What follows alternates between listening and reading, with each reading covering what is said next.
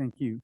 Good evening, everyone. Welcome to this regular meeting of the San Ramon Valley Unified School District Board of Education for February 8th, 2022.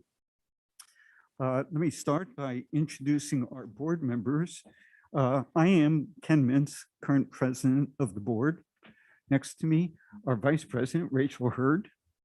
Good evening. Our clerk, Laura Brett. Good evening. Trustee Shelley Clark. Hello, everybody. Trustee Susanna Ordway.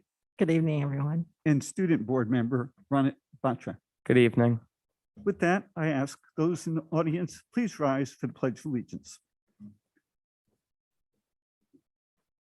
I pledge allegiance to the flag of the United States of America and to the republic for which it stands, one nation, indivisible, with liberty.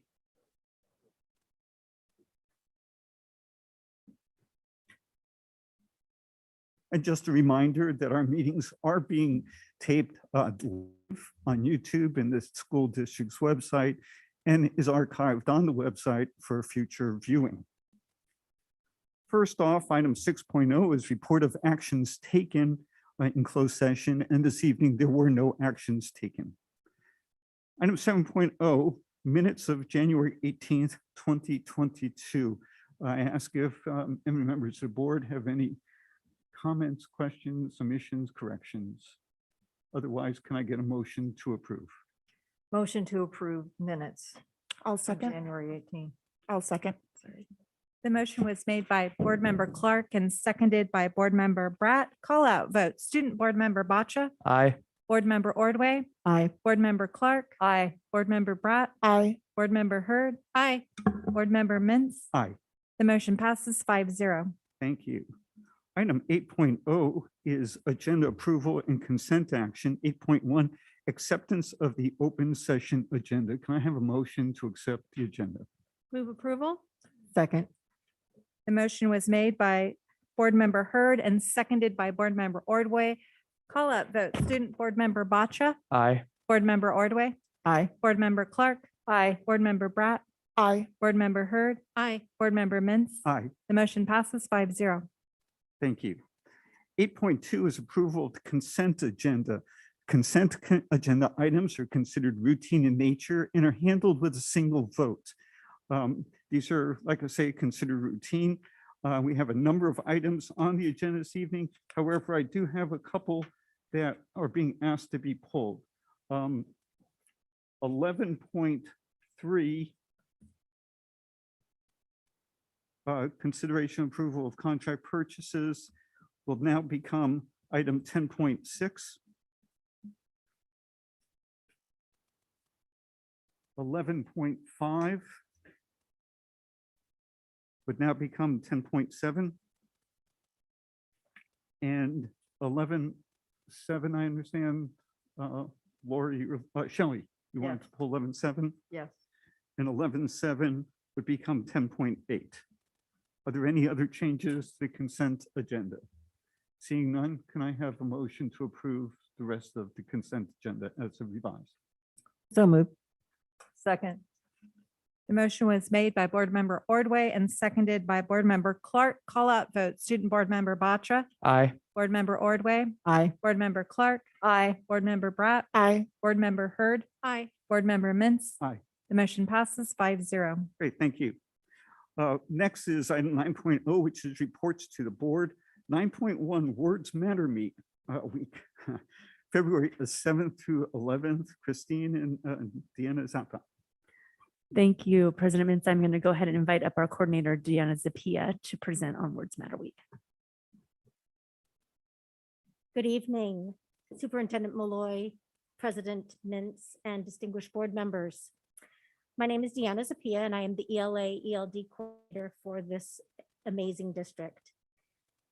Emily Dickinson said, "I know nothing in the world that has as much power as a word. Sometimes I write one and I look back at it until it begins to shine." Mark Twain says, "The difference between the right word and the almost right word is the difference between lightning and the lightning bug." One verse that I used to say as a child, and maybe you recall, "Sticks and stones may break bones, but words can shatter souls. Words matter.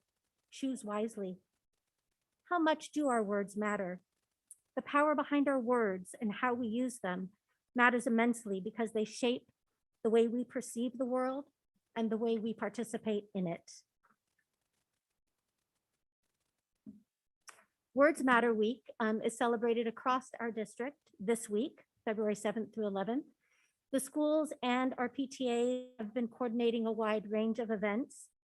Students and teachers and community members will participate in activities that highlight what we can do, what we will end, and what we will provide to bring awareness to the power behind our words. Words Matter Week celebrates the power of words and the impact they have on those around us. Words matter. Together, we can bring attention to name calling, hate speech, and verbal bullying of all kinds. Together, we can provide schools, students, and parents with tools and inspiration to launch ongoing dialogue about ways to eliminate these acts in our communities and our schools. And together, we can make sure that SRVUSD is a safe place for all students to learn. Words matter. Together, we will end harassment, victimization, bullying, threatening words, taunting behavior, anxiety and depression, and race-related graffiti. A wonderful and simple activity that is celebrated in many of our elementary classrooms is called the Wrinkled Heart. It's an activity that reminds us the impact of our words and how once we say a word, it imprints upon our heart, which is often something that we can't fix. Words matter. Together, we will provide safe learning environments for all of our students. We will have continued expansion of the implementation of culturally and linguistically responsive strategies in all of our schools. And we will provide a partnership with families to create spaces honoring diversity, equity, and inclusion for all of our students.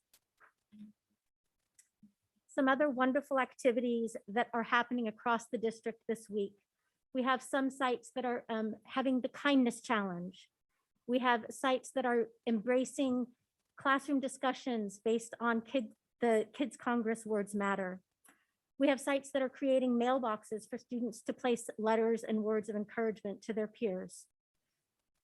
They're celebrating each other by talking about how awesome they all are. And then they are using the power of the compliment. So instead of a put down, raising each other up and making sure that everybody knows their value through the words. As I reflect or we reflect upon the words we use each day, it is important to know or to remember that we always have a choice.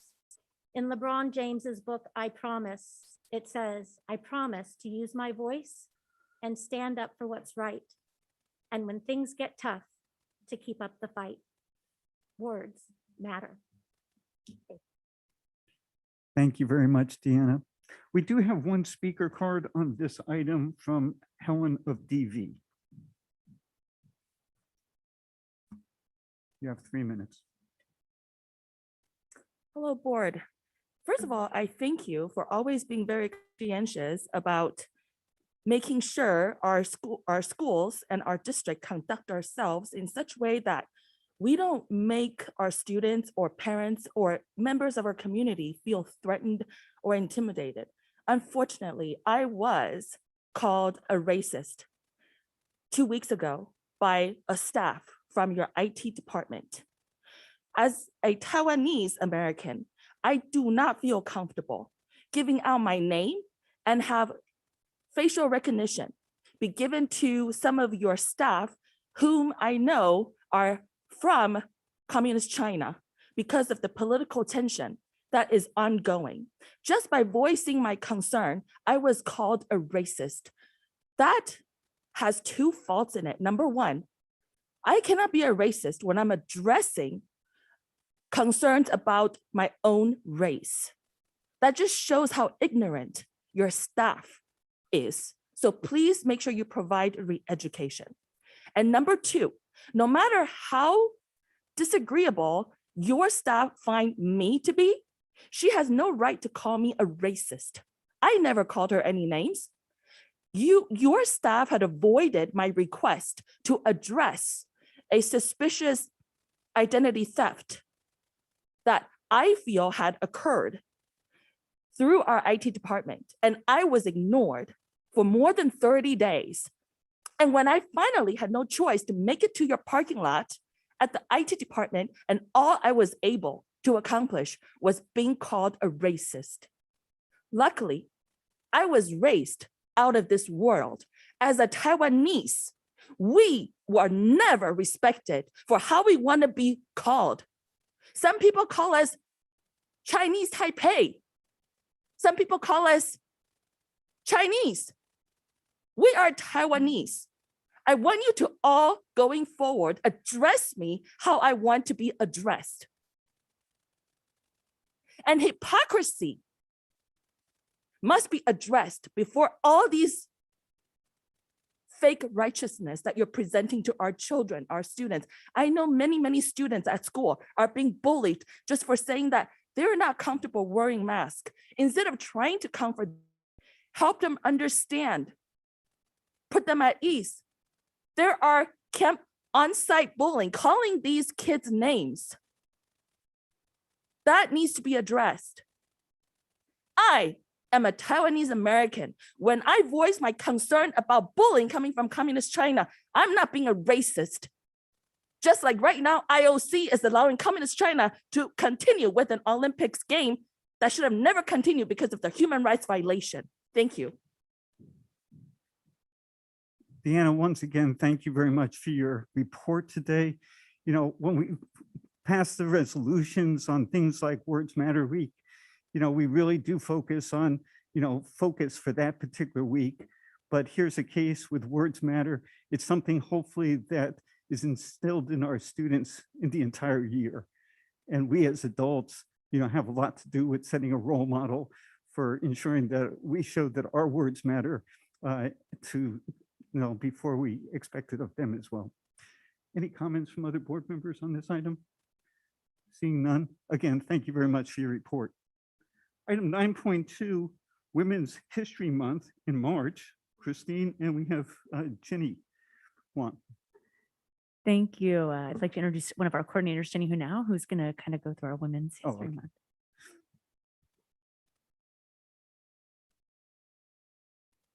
Hello. Do I have to bend down? Can you hear me? Oh, I got to get right in there. Okay. Sorry. I don't do this very often.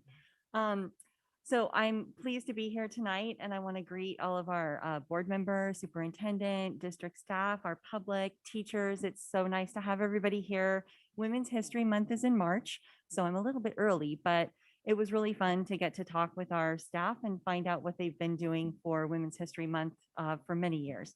So Women's History Month this year, the theme is such a great theme. It's providing healing and promoting hope. So in light of that, I'll be talking about some of the hopeful women that have been doing just that this year. So quick history, Women's History Month has been around for a little over 35 years. And so it's got the same goal as our resolution, which is really to celebrate women's accomplishments and to help create gender equality. So these hopeful women that I was telling you about, these are women that have been working on developing vaccines and sharing information about the pandemic. So Nita Patel is a vaccine scientist who worked on some of our new vaccines that were created to combat the COVID virus. We have Dr. Kizzmekia Corbett, who has been working for NIH for about 8 years and was primed and ready to go when this came and helped to develop some of our vaccines. And then Dr. Kat, my favorite epidemiologist, uses her TikTok platform to share accurate information about epidemiology to the public. It's a fun TikTok channel if you ever get a chance to check it out. Our librarians, we have amazing librarians who are making books available to our students to learn about amazing women and their accomplishments. So you'll recognize some of these women. We have Simone Biles, And so her biography is available in some of our libraries. We have Malala, who stood up to the Taliban to get an education. And then we have Ashley Folek, who is a deaf motorcycle rider. So very inspirational women that appeal to many of our students and the different activities that they might be interested in. In addition to our amazing librarians, we have so many staff members that are making women visible to our students and inspiring them. So you'll see in all of our campuses, you'll see bulletin boards in classrooms, in the halls, in the office, just showing women and the inspiring things that they have done. We have lesson plans that have been created. There's a PowerPoint deck on the bottom here that was created by one of our high school teachers and then shared widely throughout the district. It had an influential woman that was highlighted every single day. Our middle schools created weekly lesson plans that were shared among staff so that staff had something to do every day that was related to women's history. And then my favorite, this is actually an app that was coded by Mr. Fadley's Gale Ranch students in his computer science class. They coded an app to highlight inspirational women of STEM. So you can download it and see what the students have created. So that is what I have for you tonight. And thank you so much. Happy Women's History Month. Thank you so much for your report. We look forward to hearing more about the activities in our schools next month on this. Any other comments from board members? Seeing none, thank you again. Our next item, 9.3, is on SB 328 school start time. Christine and John Campopiano. Thank you, President Mintz. I'm going to go ahead and invite up our Executive Director of Secondary, John Campopiano, to present on Senate Bill 328. Thank you. Good evening, trustees.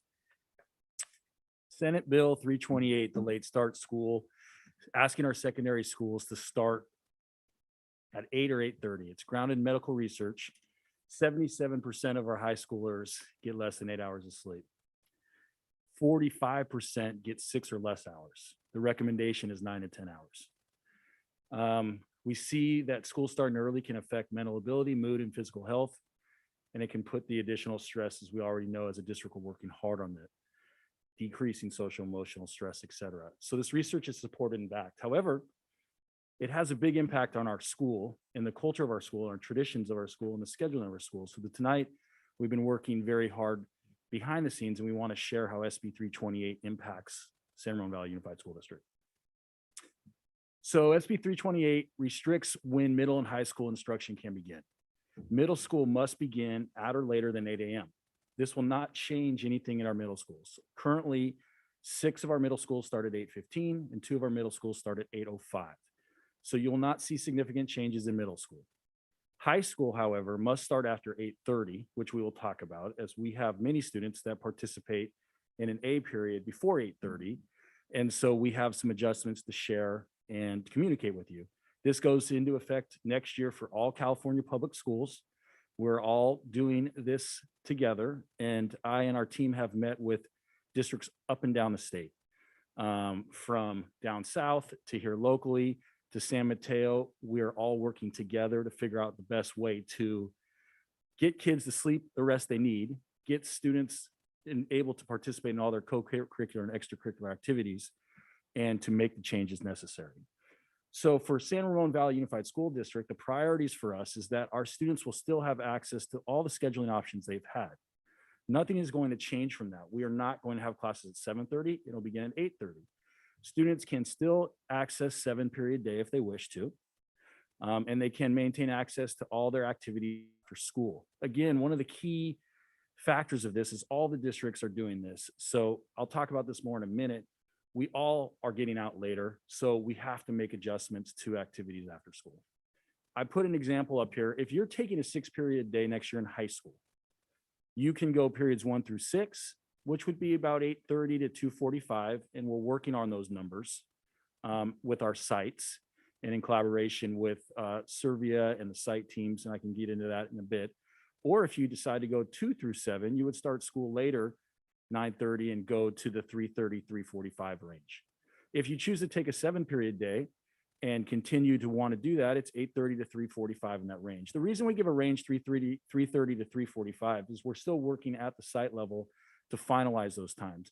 And one of the things I've been hearing from our stakeholder during engagement meetings and talking to different students. Thank you, Ronit, and Ronit and I are going to talk in a minute. I'll share some of the things he's doing. And parents I've spoken to, this will be clearly communicated the end time before the scheduling process begins, before information nights. So when our incoming ninth graders go to a meeting with our counselors admin, they will know exactly.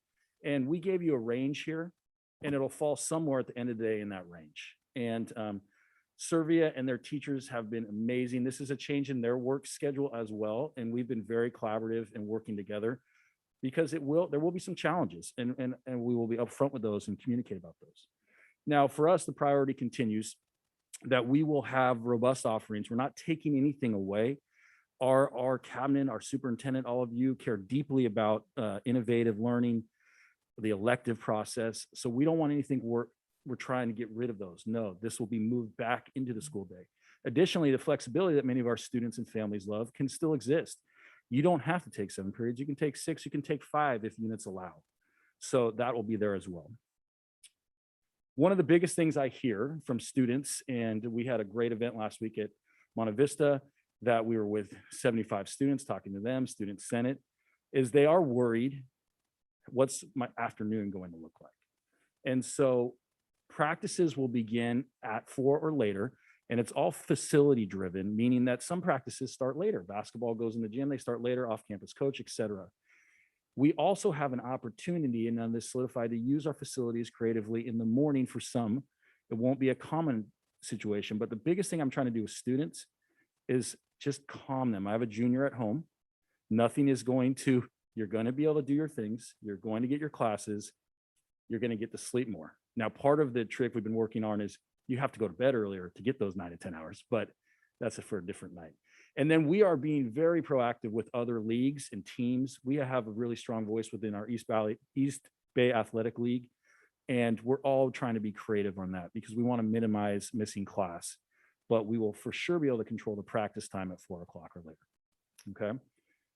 Okay. Student-centered approach and alignment with strategic directions. Our students achieve academically and are involved in deep learning innovations. Our students are empowered to set personal goals and reach their full potential. We really take great pride in that with our counseling team. Our counselors are amazing and meeting with students to get them what they need to be successful and to have that flexibility through many different options our district offers. And our students are engaged in their learning and social emotional well-being. So we really believe that we're going to be able to shift this, provide students what they need and what they want. We're going to be able to work creatively and collaboratively with our staff members to ensure that we are able to provide the time needed to make this adjustment. Our counselors will be meeting with families soon, and we're going to communicate that. So to continue on the next steps, our middle schools, like I started with, are essentially not going to see any rapid changes. We're still having brunch. We're still having lunch at middle school. One of the things I've been talking to stakeholders about is lunch at high school. We're still having lunch at high school. And one of the ideas with brunch and break is how do we creatively do that? Do we have the traditional 10-minute brunch and stay later? Do we shorten that and add it to a break so that there's still more minutes for kids to relax, eat, take a break? And Ronit, who is incredibly valuable, as you all know, and if you haven't experienced Ronit in a student senate meeting, the feedback he provides is critical to this. So meeting with the students, getting feedback from Ronit, having that information. Some students are, let's pass, let's eat our power bar, let's go to class, let's leave school earlier. Others need additional time. So we're working through that, and that's part of what sites are doing so that students and staff can have their break, because it's important for staff as well to be able to have that break if their prep period is later in the day. So I've been getting a lot of questions about brunch. That information will be finalized and communicated, and we will find the best possible solution for that. High school counselors will begin to host scheduling information sessions. We'll be communicating our target date to give these final schedules will be by the end of the month. And we're working closely with our labor partners and the site teams to build what's best for the sites. And so we are excited about our next steps. We know we have compliance matters we must meet, after 8:30 and providing the rigor that we expect in our district. But we are hopeful that we'll be able to communicate soon the final details of the bell schedule. So I wanted to take a second and see if there's any questions on those, and I can dive into more detail as well if questions arise. And if I may, President Mintz, before we do this, I do want to share with our board that Executive Director John Campopiano has been leading this for months now. And as much as we've heard from a number of our community, we want to stress that this is unfortunately, and I'm going to use the term unfortunately, something that is completely out of our authority. And the reason I'm saying that is because though most people who have written to us have said, I understand this is a state law and can you ... with many ideas, unfortunately, the parameters are very limited. And I want to share with you and with our community, and I'm thanking our SRVUSD colleagues who are here, the hours that have spent looking under every stone led us to the place, sadly in some cases, because we were hoping to find some room where there are only a few choices to make and still be compliant. And I also want to underline something else that John did, which is spend hours with other districts, because any district that has a culture of 7 periods, the option for 7 periods, not every district in California has that culture. So we knew that that was the #1 desire of our community, and that became our starting point. And with that as our starting point, that's when we realized that the options become less and less, even though we will rely on our students, their voices regarding a few decisions that need to be made. We will continue to negotiate with our staff and our SRVUSD colleagues. We will continue to communicate with our families exactly why this is the case. And again, I just needed to publicly state, John, that you've carried this with a lot of people, but we're grateful to you as well. And really well said. And we do want to continue to collaborate. We'll continue to collaborate. So I'm open for questions. The student staff feedback has been excellent. I do want to shout that out again. Laura and her team of teachers have worked after school hours to help support this, and really creative, thoughtful educators. Thank you so much, John. I do have a speaker card, but first, any questions of clarification from board members? I see Ms. Hurd. Rachel first, and we'll work our way. John, can you give us an idea of what the timeline looks like in terms of how you're going to do the fine tuning for the end product of, how long will it roughly take for schedules to actually come out? And if you could also address what avenues, you talked about the student senate, but are there other avenues for people to weigh in? Thank you, Trustee Hurd. And we are very optimistic. I'm hopeful by the next board meeting that we'll be able to share that information. I put the target date a little later in the month, but we made such great progress last week and today and with our students, and really trying to respect and understand the staff needs. If you recall, last year, we moved to 2 access periods or student support at every secondary school in 2 or more days a block. And our staff has leaned into that, our students have. So we are starting from a place where a lot of districts are not. And they're still trying to figure out, do we do block, do we do student support? We know by name, by need, we're able to provide that deep learning intervention. So I am very confident based on our meetings today, we have really strong teacher leaders at each of our 4 comprehensive high schools that are working collaboratively with their principals. So I anticipate mid next week, we're going to have a really nice skeleton to work with our SRVUSD labor partners and go public soon, because there is a time crunch. Students are starting to sign up for classes. And we need to clearly communicate. Otherwise, that will create confusion on what students are signing up for. So it's moving quickly. People have been working extra hours to get this moving, and I'm confident. And part of that is because the relationship has been so strong between those SRVUSD site reps and the site principals. Laura. You mentioned that there might be an option for students being able to choose either 1 through 6 or 2 through 7. I imagine that that's a bit of a scheduling nightmare. What is that? Is that something that we can actually make work, and how much of a burden is that, and what would the expectations be on the families to be able to get what they want? Right. With that? Thank you, Trustee Bratt. And I think it's a good time for a quick plug for our counselors, as it's Counselor Appreciation. And just to throw that in there, and thank you, counselors. And they work magic, and they're incredible. The biggest component for that, Trustee Bratt, is that we get the information to them in a timely manner. So if we can move quickly and they do their signups on a schedule that works for them, which is in the next 3 weeks, getting thousands of pieces of sign up information, they're going to be able to balance the 1 through 6, 2 through 7, just like we do now with the A through 6. It will be a complicated puzzle and something we will support closely with. Our CBO, Mr. Hillman, has great experience doing that at Doherty Valley, and we are working closely with our sites. So it will be a puzzle. We do need to strongly support our counselors and recognize them. And part of what I want to do is make sure our communication is clear. So our counselors are not answering questions of why is A period not in the morning? That's SB 328. But here are options for your children. You have these classes, you have these opportunities, because that's where our counselors thrive. And I'm very confident that it will be done, but it will be challenging. So we need to be empathetic and supportive of our counseling team as we move through this.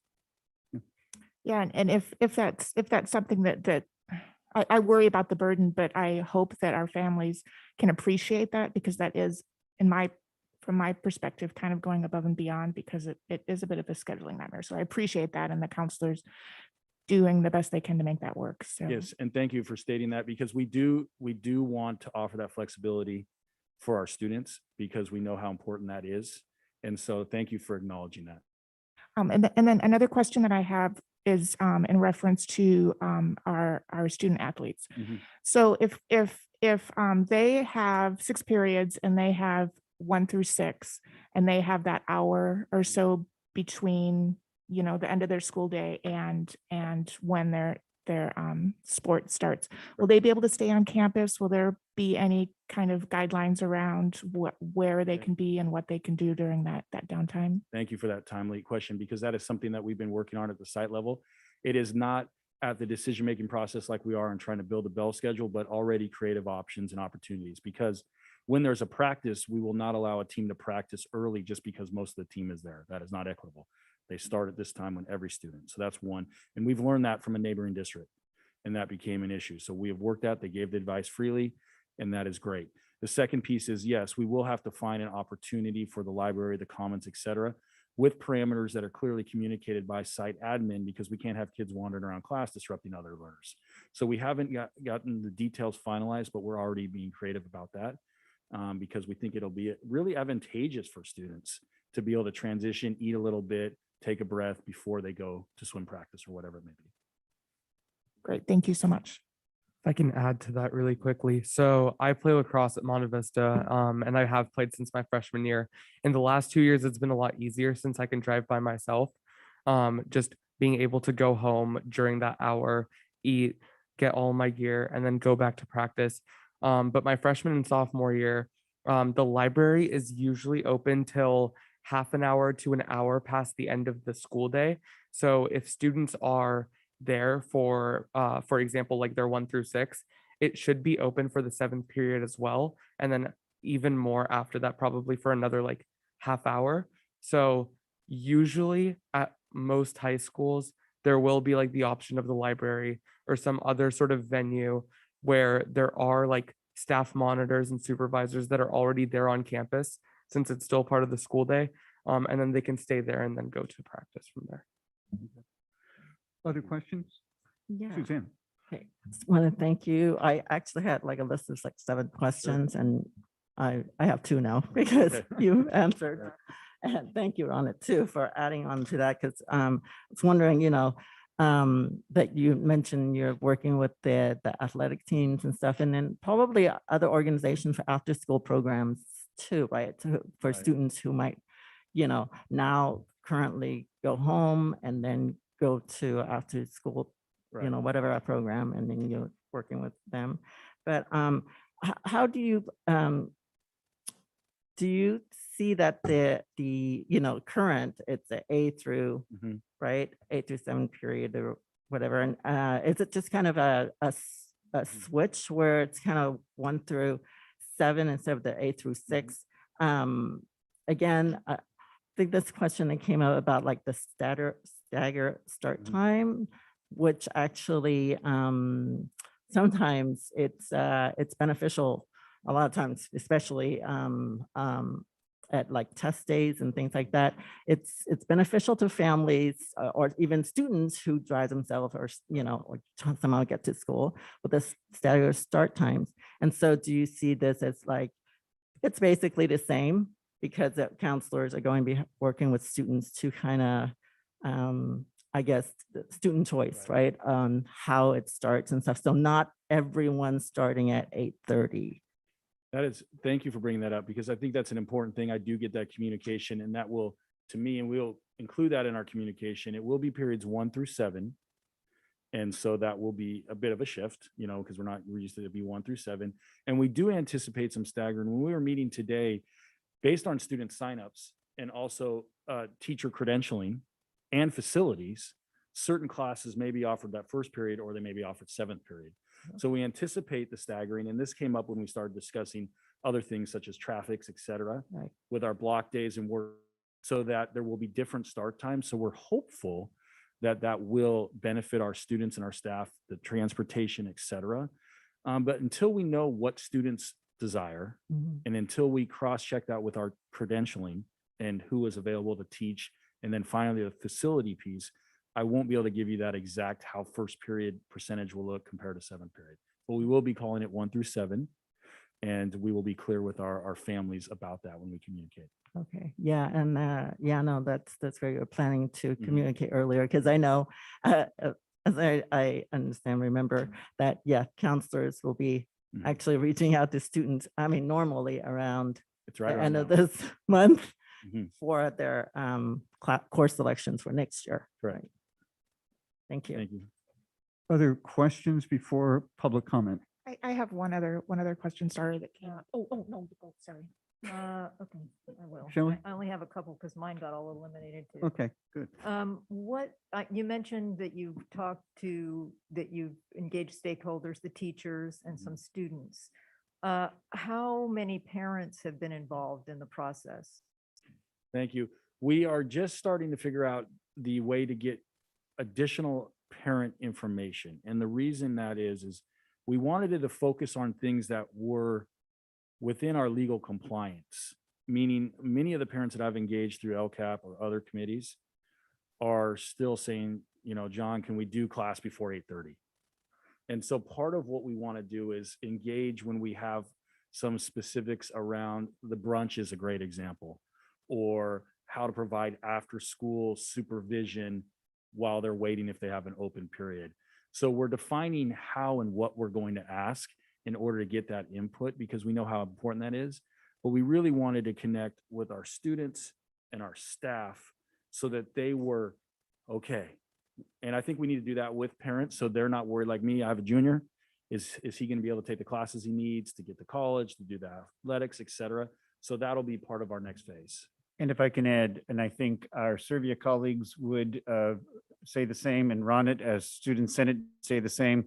When we're talking again about what we are gaining insight on, it is sadly a very few things. Like, do we have a brunch or do we go longer? And I don't mean to sound simplistic, but there's not much else to talk about under the legislation. We start with students always, we engage our families, we work with our staff. We will communicate this, but we'll communicate it as clearly as you're hearing John speak, that the lane is narrow. And that's just how unfortunately this is. And one of the things about engagement is when we are working with our colleagues in staff and we are working with our students and our parents, we're being very intentional about not overpromising that there is a lot we actually can gain insight about. Because that's insincere and inauthentic from my perspective when there isn't a wide berth and you're asking people for their insight. So what this is more of a very important effective communication process. So people fully understand where this came from, what it means, why the decisions are being made, how we're going to proceed. We've got work with scheduling, we've got work with traffic and traffics, as we know, the program that helps us, and a few other pieces. But at this point, I think our job is to land a few things like the brunch later in the day piece, and then simply communicate how we're going to implement in light of the parameters that have been given to us. So I just wanted to offer that as an additional thought. Thank you. Thank you, Dr. Moore. Ms. Clark, did you have another? Lauren? I just have one other kind of question. So in moving from an A period and 1 through 6 and calling it 1 through 7, I worry that many of our families and students will feel compelled to take 7 periods, as opposed to with an A period, you kind of has that sense of optional period, right? And I know that in some school sites, it's about 50% that take A period, and other school sites, I'm guessing it's a little bit less. But I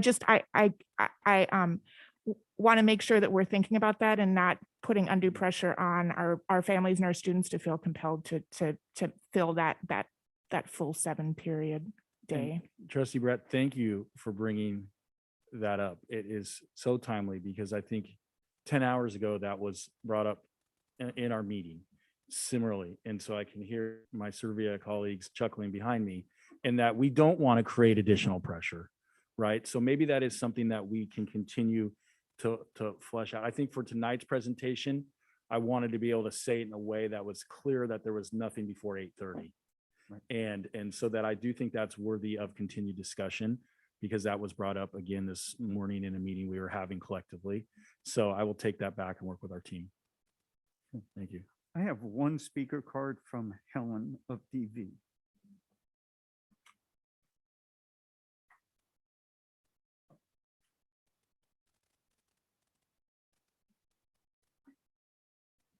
So I hope my comments can offer maybe some insight to how the parents might feel.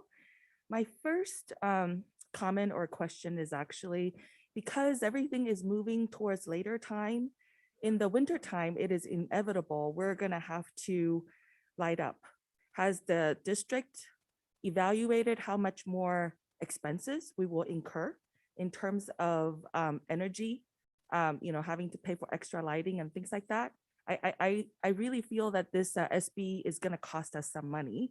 And also, I'm wondering, not all teachers think the same. We tend to group teacher like they are uniform animals, but they're not. They're individuals as well. So this mandate is coming from top down. And I understand their leaders may like this, but do all the teachers like this? Different teachers, they may have different family lifestyles. Have you guys asked about what teachers think? I would want to know what my teachers, think about this. So please kindly, do a survey to all the teachers regarding this as well. I don't want this to impact their personal life, and therefore they have to rush around. And then we see an increase of accidents or, injured teachers. That is not good for our community. I'm also wondering then, with that increase, decrease, or neutralize our facility income, our current facility rentals to outside organizations like Chinese school or after school schools or whatever? Are we going to get into that kind of conflict? And I'm wondering if it's possible to stagger, say like an AM, PM kind of tracks. And so then that allows parents who, work nighttime. We do have people who are, who work nighttime. And so then if you push it 1 hour, it may seem okay for, people who stay at home or whose jobs aren't affected. But to those people who need to work a night shift, 1 hour may impact their livelihood. And usually when people have to, take jobs that are night shift, they are financially less adequately inclined, I want to say. So please be considerate to those families. And I really would like to see some sort of survey. And lastly, I want to share with you that I am willing to defer to whatever that you think is the best as a parent. I understand that, like any mandates coming from top down, there's going to be imperfection and challenges. However, my circumstance is one that is very flexible. So I would remind you to please, again, keep those who are financially challenged, who are less flexible, and who are lifestyle challenged in mind. Thank you.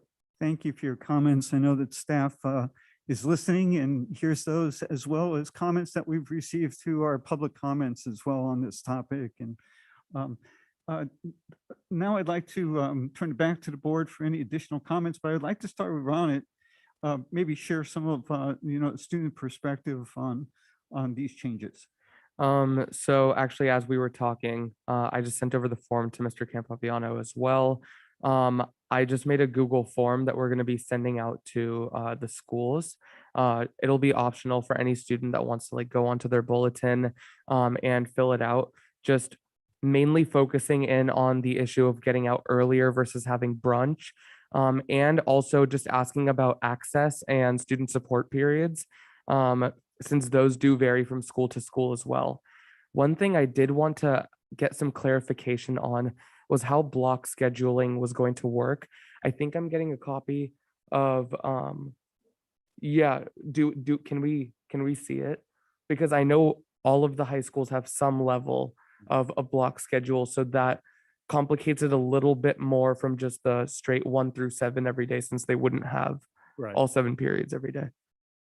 Great, thank you. And if you look at our current, and I don't have them to project right now, the future facing ones, but if you look at our schools now, all secondary or all high schools have 2 or more access periods and 2 or more days of block. So I anticipate that of the 4 schools, 2 of them may stay that same exact way, run it. And so that schedule, others are considering working with their staff. Do we add more access to provide that support? Do we keep it at 2? Do we add more block, go down to 2? So it won't be that far away from what you see this year, other than backing everything up.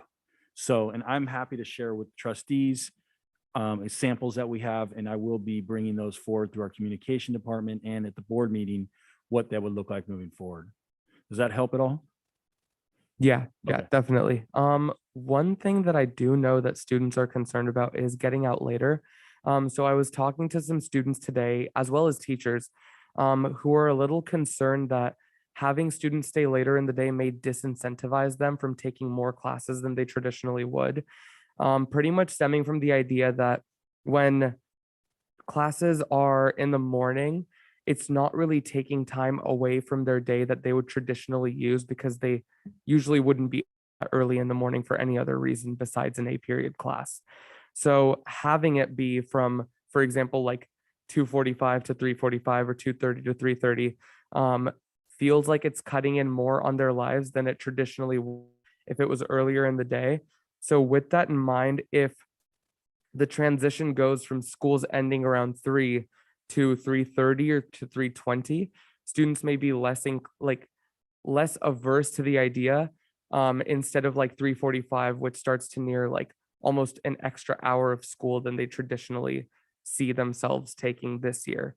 Apart from that, I really do want to see what students have to say about brunch and getting out 10 minutes earlier. I know at Monte Vista, brunch often gets clubbed in a little bit with student support. So since we have 4 student support periods throughout the week, passing period is 6 minutes. So brunch is only an extra 4 minutes on top of that. So it's mostly just pretty quick, a quick snack. They'll say hi to their friends for maybe like a minute or 2, and then they'll still just end up going on to where they need to go for the access or support period. But if we're looking into, for example, having a similar schedule across all 4 high schools, even though all of them are a little bit actually pretty different right now, that may straighten some things out more and change things to a certain degree. And additionally, if brunch and that support period are separated out in another way throughout the schedule, that might also raise some other flags. But right now, the way it works is that with access and with support, oftentimes that gives students enough of a break in the middle of the day, since it's a period where they can either go hang out with their friends, eat some food if they have a break during that time, or go ask questions. It's pretty much like another lunch period, which is more focused on staying in a classroom and having a study hall or being able to ask a teacher questions. So it's very helpful, but it also provides that sort of break from constant lecturing, or like constant worksheets and homework throughout the entire day. So with that in mind, if there are enough support periods throughout the week, it may be able to balance out for brunch, and students may not want a brunch as much as they would to get out early. But it really depends on like one thing is going to have to go and the other thing will probably stay. And in like by the next board meeting, I think we should have a very clear picture of exactly what they want to stay and what they want to go. Yeah, Rhonda, thank you so much for the work that you're doing on this. I think it's really helpful in using yourself, Student Senate, to really get the student voice, because this is something that really does directly affect them and something that we can use their input to really make the best possible decision on this one. Rhonda, does your survey ask them what school they attend so that your data is going to be able to be disaggregated? Yeah, right? so it has, okay, currently it has all the high schoolers as options, and then there's an other option. I was thinking about also sending it out to middle schools as well, since they'll be impacted by it as they'll be like entering next year or like 2 years from now. I could just make it in a list of all the high schools, or I could just make it a section where they can like fill in the blanks themselves. But yeah, I do want to factor in what school they go to now, because I know like Monte Vista has a very different schedule from Cal High, and then Cal High has an extremely different schedule from San Ramon Valley or Doherty Valley. So accounting for what schedule they have now and what schedule they would want to see in the future, I think it's going to be really important to just compare across different schools, since they all have different experiences right now. Thank you. Other comments from board members? Go ahead. I Rachel. wanted to add a comment to what Laura had brought up about the implicit encouraging of a 7-period day. I think part of that can be helped if we really talk about what are the credit requirements and that whole counseling piece, which I know our counselors are really good at, and especially if we're trying to tune down the stress. I do think a positive of the 1 through 7 is it can take the stigma away from the students who decide to do 2 to 7. It's not like, oh, you're a slacker, you're going in late. It's you're making a choice that works better for your sleep habits. Right. So I was just going to counter to that is it kind of normalizes that, I think. Thank you. Couple of quick things. One, a question, venture. Is it impacted in terms of anything going on early in the day that needs to shift as well, or is that a No, it does not. non-issue? So the venture schedule is not impacted by this. Okay. Just as a closing comment, John, I really want to thank you and the Ed Services staff for all of the work that's going on. I particularly really appreciate the collaboration with our staff and particularly with our students, because this is a significant change. And while everyone across the state is going through it, we want to make sure that, for our purposes, it's going to keep our students front and center in terms of meeting their needs and doing this as successfully as we can. So I really appreciate all the work that's been going on into this and look forward to hearing more as we finalize some of these remaining details. Good. Thank you. Thank you. Thank you. Moving on then to item 9.4, public comment for non-agendized items. This is the opportunity for members of the public to speak to the board on items that are not on our agenda. Given open meeting laws, we as a board cannot address or create dialogue or take action on anything that's brought up at this point. However, believe that we are listening to you and we will direct staff as appropriate for things that might come up in terms of questions. I have several cards for this evening. I'll start with Christine Putman. You have 3 minutes. At the podium, please. Thank you, board members. I'm here today on behalf of my 6-year-old first grade son. My name is Christine Putman. My son attends Twin Creeks Elementary School. I'm here today to address the ongoing use of masks in school-aged children. Masks mandates began a year ago when school was reinstated after the shutdown, but much has changed with the landscape of the pandemic since those rules were put into place. I understand that there are statewide rules in place that the board may not have power to control. However, we have seen states and other counties making changes, such as in Delaware at the governor level, saying that mandates will be taken away from the state but left to the districts.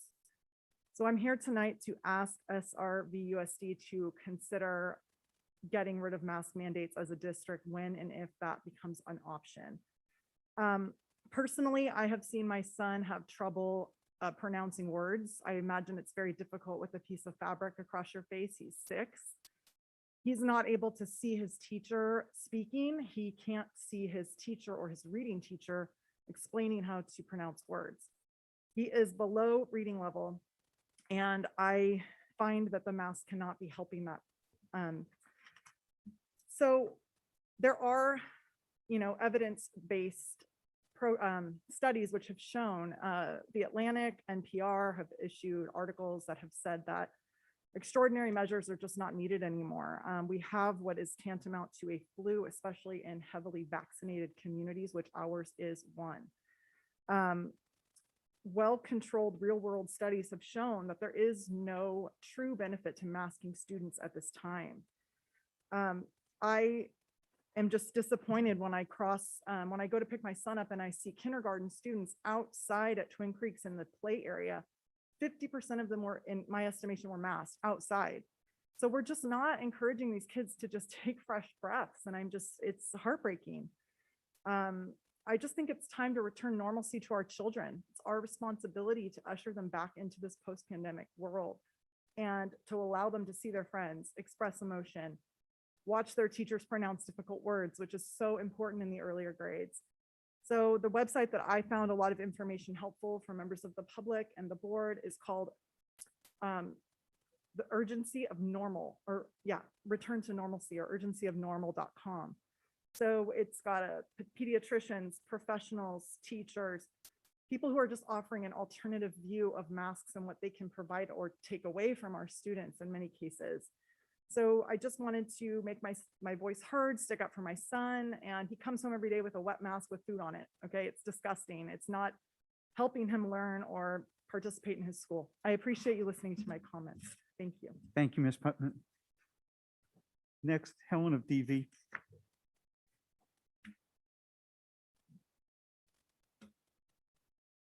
Hello, board members. Today, I want to share with you that this is my idea of how words matter. I want to support words matter, but sometimes the political idea of what words matter actually is a form of hate speech. For example, when you try to adopt curriculum that supports BLM, inadvertently, you're actually spreading hatred to the police officers, to our first responders, who the majority of them is the reason why we're able to operate and live and enjoy our life in civil peace. I beg of you, let's have a truce on political wars of words. It doesn't benefit anyone.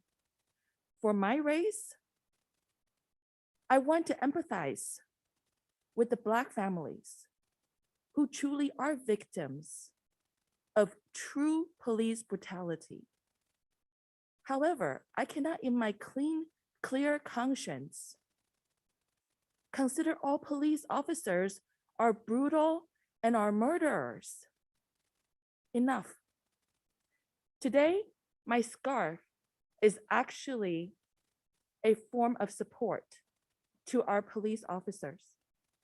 I wear it today bravely because I want those people, specifically a substitute teacher, who had told a student in school who was wearing the same design of a flag as a mask on the playground, that student was bastardizing our flag. That is wrong.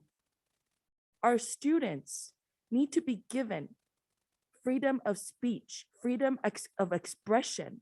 If we deny them at a young age, we're not educators, we're liars, we're thieves.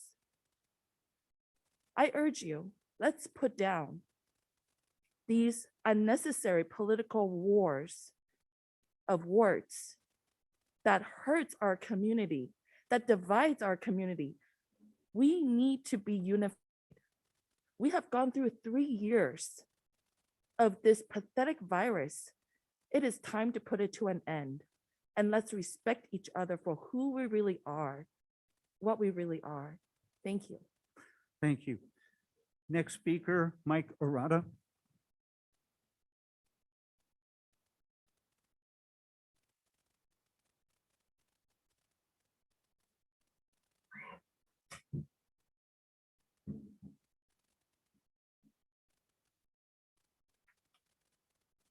Good evening. Your schools appear headed toward new scandals with your double-barreled equity program, including an alleged anti-racism push that is itself overtly racist, and LGBTQ promotions which are apparently recruiting kids while keeping parents uninformed.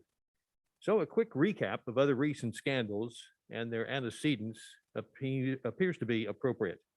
May 1st, 2017, a Toronto Star headline announces that then Toronto Schools Director of Education, John Malloy, commits to an anti-racism training program at a Black Lives Matter walkout. February sometime, 2020, still in Toronto, John Malloy writes what he calls pushing the envelope, unquote, on LGBTQ issues. February 10th, 2020, this district settles for $8 million in the tragic drowning death of Ben Curry in a swimming class. April 7th, 2020, the district apologizes for its biased treatment of student Nathaniel Yu and settles again, this time for $665,000. 5 days prior, then Superintendent Rick Schmidt has already announced that he's going to resign. May 21st, 2020, Mr. Malloy is announced as new SRVUSD superintendent and assumes that position officially on August 1st, 2020. November 2020, your country club elementary principal and a teacher on special assignment present a National English Teacher Seminar entitled Affirming LGBTQ+ Identities in the Elementary Classroom, in which they described, quote, their experiences in queering the classroom, unquote. February 27th, 21, the same teacher on special assignment, now a Quail Run first grade teacher as well, present their own Affirming LGBTQ Identities in Elementary Schools seminar for the Radical California Teachers Association. They describe how to conceal related meetings of elementary kids from parents. Parents now have begun reporting classroom-based transgender recruitment and transition schemes here with attempts to avoid parental permission or knowledge. March 9th, 2021 and October 16th, 2021, your board adopts 2 allegedly anti-racist textbooks, which are themselves overtly racist. Today at 5:13 p.m., just today, the district dodges my question about the number of gender support plans, quote unquote, that are presently active in regard to allegedly transgender students. And so it goes worse and worse, month by month, month by month. Parents concerned about this district's radical ideologues and gender benders should, if possible, remove their kids. And they should sign current petitions for the Californians for School Choice Initiative, which is aiming for the November ballot. Thank you. I'll just point out that in addition to public comments here in the boardroom, we do receive public comments over email. Those are sent to each board member as well. So we've had an opportunity to review those. And those will also be included within our minutes. Item 9.5, Association President's Report. We have Laura Finko from Serbia.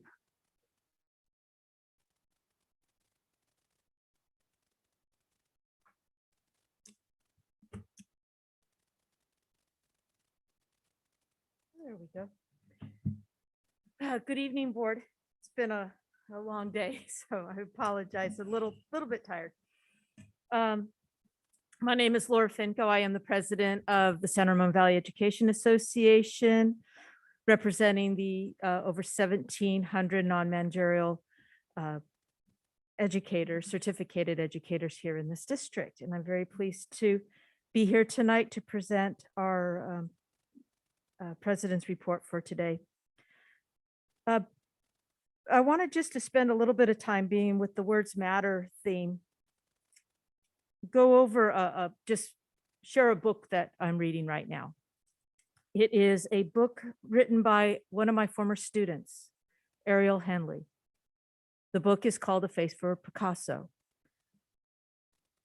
It is, from a teacher's perspective, one of those books that you're excited to read because particularly as a middle school teacher, I only get my students for a fraction of a small time in their educational career.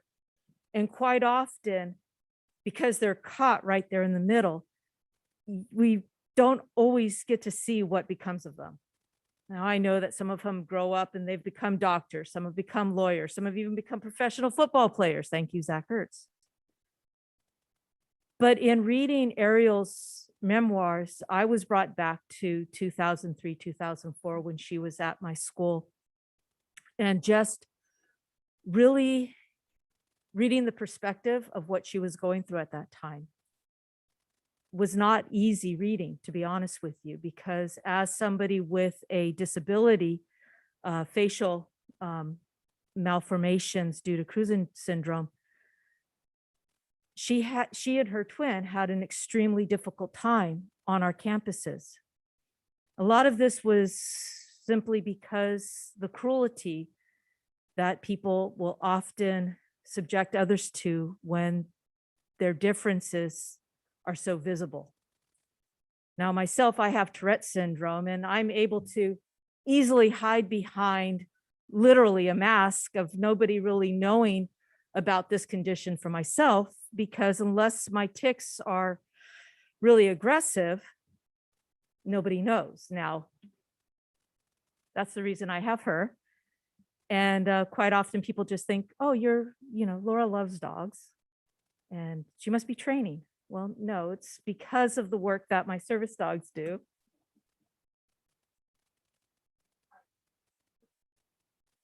That I'm able to do a lot of what I do. And so I was just really appreciating in reading Ariel's memoirs and realizing that just a little bit more gentleness in our lives, just a little bit more empathy. I am so glad that we as a district are committed to teaching our students to be nice and not to allow people's abilities or disabilities, people's differences, people's diversities to be subject of hatred and hate speech, condemnation, that we are teaching our students that not only do words matters, but each other matters. I was realizing too that as teachers, we don't take lightly the fact that we touch so many lives. In my tenure as a classroom teacher, I've had over 6,000 lives, 6,000 souls walk through my door. That is quite something when you start to look at the numbers. It truly is one of the reasons why I am committed to the work that I do in our association. It's truly one of the reasons why we've really worked hard to encourage our partnership with our labor brothers and sisters in CSEA and SEIU, and our partnerships with management, because our students matter. Our partnerships in this district provide the foundation for our students. We are currently in negotiations to handle the impact, as you heard from Executive Director Campopiano, of SB 328. It's been difficult because it's one of those pieces, like too often this last year, where legislation is passed, directly impacts the educational experiences of our students, and yet nobody is asking our students what they want and what is really going to be working for them. And so now we have to jump through hoops and to comply with a law, all the while knowing that it's not necessarily what is in the best interest of our kids. We're also moving towards negotiations on our successor agreement. And again, just as in previous years, this should hopefully be very student-centered.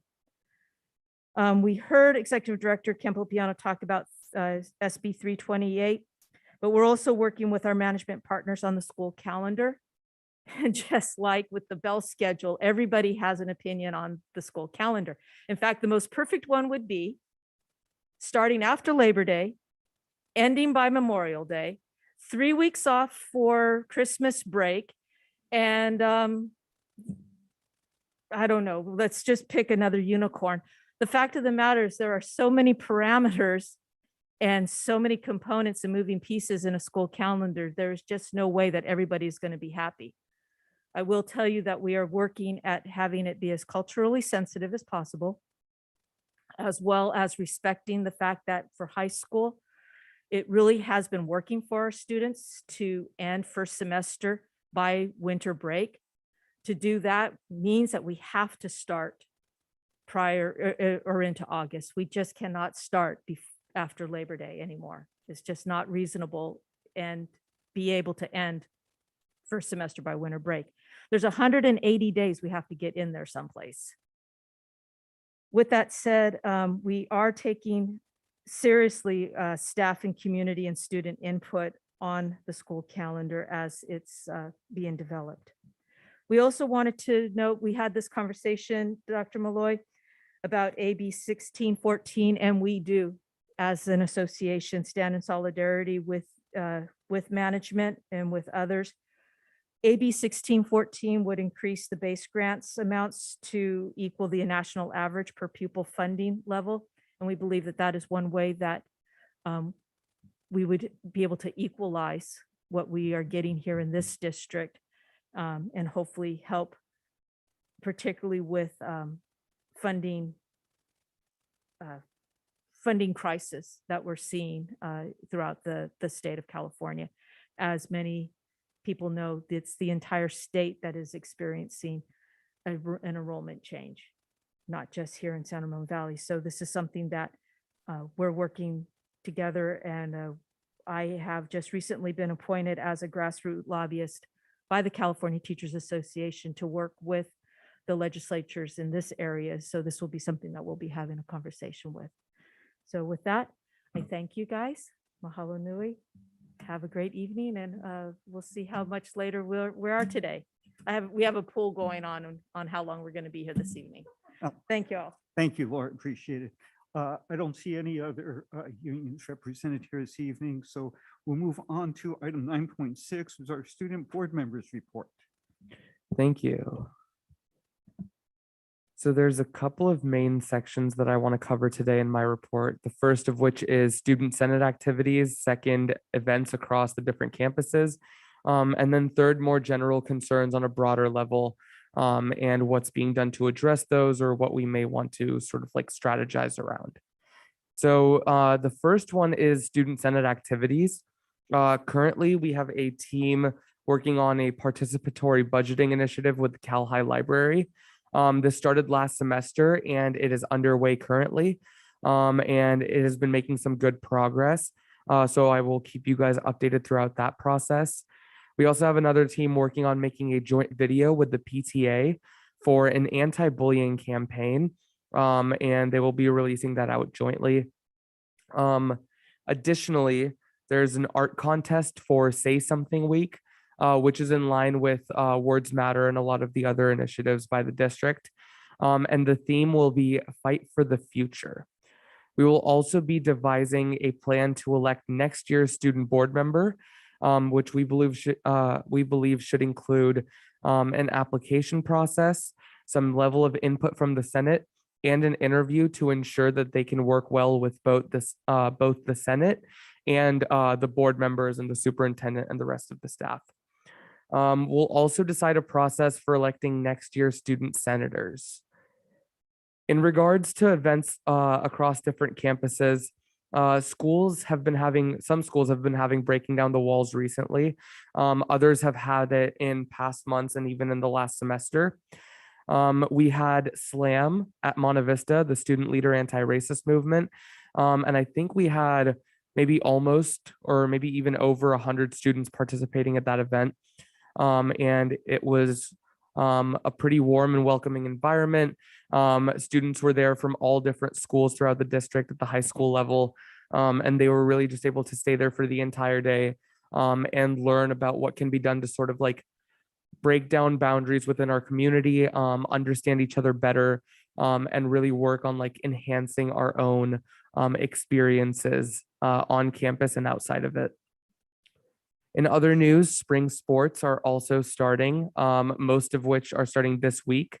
And there are also a lot of dances and rallies Dance is more prevalent at the middle school level, but also prom at the high school level for some schools. And there will be ball in the coming months as well for seniors. And then there are rallies which are going to start happening now just for winter and to make sure that students are being like welcomed back into the semester. It has been almost a month since we've been back now. So students should be relatively used to this second semester. They're ready to hit the ground running. And we're really able to just go throughout all of our classes without any like concerns, and people have a sort of like daily routine within their own flow. So things are definitely flowing a lot better, especially with more declining COVID cases as well. Returning from break, we were averaging double digits at Monte Vista. There were much higher like numbers across other high schools as well, since they do tend to be largely concentrated with larger populations.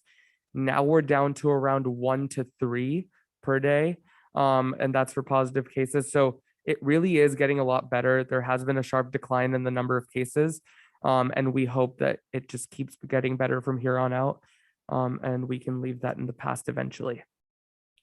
For more general concerns, I met with Dr. Malloy, and we went over a lot of different things that were brought up in the Student Senate and by other students across the different high schools and middle schools.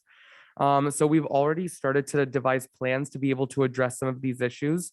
The first of which, and the main one, which is increasing transparency between the board, between faculty, between staff, and students, just so that they can understand exactly what's going on within their district and within their school community, because oftentimes they feel like they're unaware of what's exactly happening, what policies are really being passed, and what's like in the control of their teachers or what's in the control of the district or their school.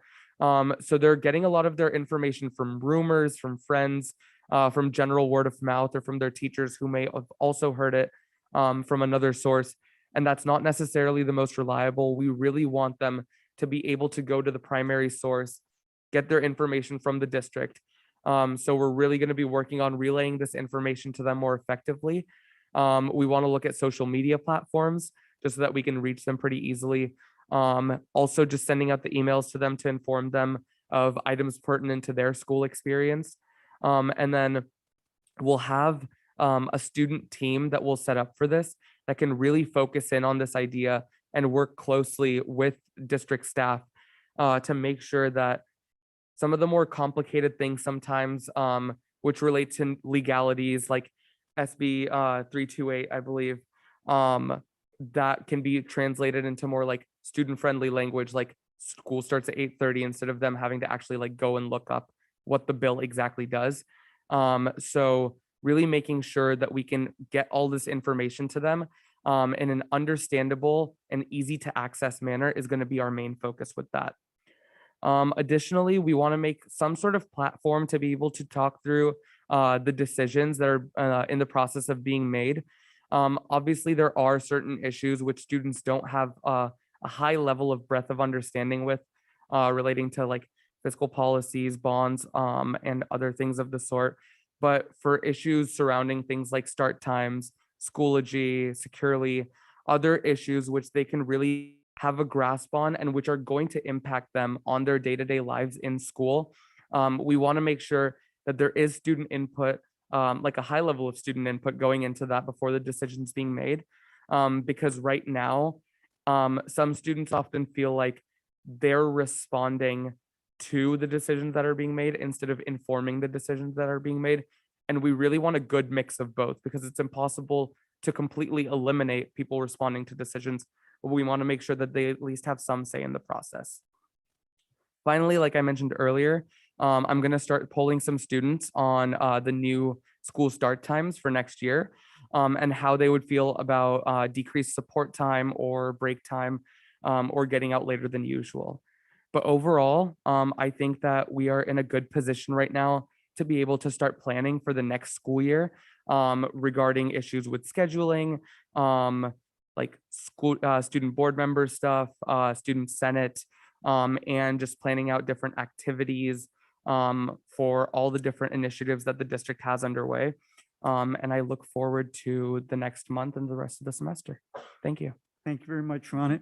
You know, your point about students providing input, not just reaction, I think is really critical and key to even our role of having you here as a student board member. You know, as you know now, having sat in the seat for a while, you know, most of what we do is the business of the district. And it really doesn't directly relate to students per se in terms of their day-to-day activity. But there are quite a number of activities and issues that do relate, and that input would be very, very helpful. And I think that's where your role, as well as the Student Senate, really is enabling us to get more of that voice early on, and not just, as you say, the reaction to actions taken. So thank you for your continued work on that, and I appreciate your report. We do have one speaker card from Helen of DV. Helen, I remind you that your comments are specific to the student board members report. Yes, thank you for the reminder. I don't think I will get answers from the student representative anyways, because last time I wasn't given any answers. And so please just consider my comment as talking to myself. So I was raised in Taiwan until I was 13 years old. Back when I was growing up, people get married two different ways. One is through prearranged marriages. One is through romance. Let me clarify. From our Asian upbringing, romance and sex are not equal. The reason why I want to talk about this is I still remember the recent sexual harassment code that this board had adopted that was forced upon us from the California School Board that basically, in my opinion, would completely murder any chances of our students being able to have any romantic chance. Helen, again, it's specific to the comments from the student board members report that we're looking for your comments right now. Well, I think from a parent's perspective, I want to Through address, his report, I'm wondering please. about the current culture also, you know, in the school. His report, please. But then last time I spoke to the report, I didn't get any answers back either. So anyways, just consider me not getting an answer anyways, but just talking to myself. I want to say that in our current society, it is very sad that boys and girls and teenagers, they need to be afraid to say things that can be construed as sexual harassment. If I feel you're going to impose those kind of violation on students, it's best that you let them know. I'm sorry, please. This is off of the student report. You have other opportunities. You can speak on other topics, either during non-agendized items or as you put in cards for other items, but you're not speaking to his report right now. So I'm going to move on at this point. Okay. Item 9.7 is the superintendent's report. Thank you, President Mintz. I would like to share with the board and our community a few important comments. I have had the opportunity to be out at some of our schools most recently. And again, I know that you are taking opportunities to do that as well. And the reason I name it is because with all the challenges that have been faced, with all of the circumstances that have to be dealt with, there is still staff and students working together, great learning happening under the circumstances. And I was, as student trustee Ron said, I was at the Monte Vista, well, it was at Monte Vista, but it was all four of our high schools, really thinking deeply about the kind of learning communities we want for our students. Inclusion, free from discrimination, really understanding how to build that type of community, how to stand up and give voice. And whether I'm at elementary schools where I'm actually on the floor with kindergarten students and hearing them speak about the excitement of learning, when I'm at our high schools or middle schools where students are sharing what they're learning in really profound ways, there's so much for us to be proud of because our students are really amazing. And I know we use that word a lot in San Ramon Valley Unified School District, but I think we actually have evidence that we can share for why that word is used. And what I'd like to focus on is student voice is not just about going to a meeting where students speak. I think we all know that, but as adults, as educators, as all adults, as parents, as community, we're all partners in this enterprise. However, when we are engaging students, it means that we are being changed by what we learn. So I have to share, if you don't mind, Ronit, the most amazing experience I had with you last week, because you were very direct. You were so direct about how students want to be communicated with. And it isn't the way we communicate. And you're direct, like, where's the Instagram account? Where's the infographics? Where's the 4 sentences as opposed to the 2 pages? And what I loved about that is it was so crystal clear. And then I said, well, Ronit, find us some students. We'll set up a team and we will have a place to go where we can learn how to ensure that we're not communicating to our students through somebody, that we're communicating directly to our students in a way that our students want to be connected to the district or the school. So we're working on that, but I share that because that's just one example, because Ron, you're in the room, but there are plenty of examples where when we say we want to grow as an organization that is student-centered, we spent an hour talking about this in many different ways at Cabinet today. We're going to spread that conversation widely throughout our district.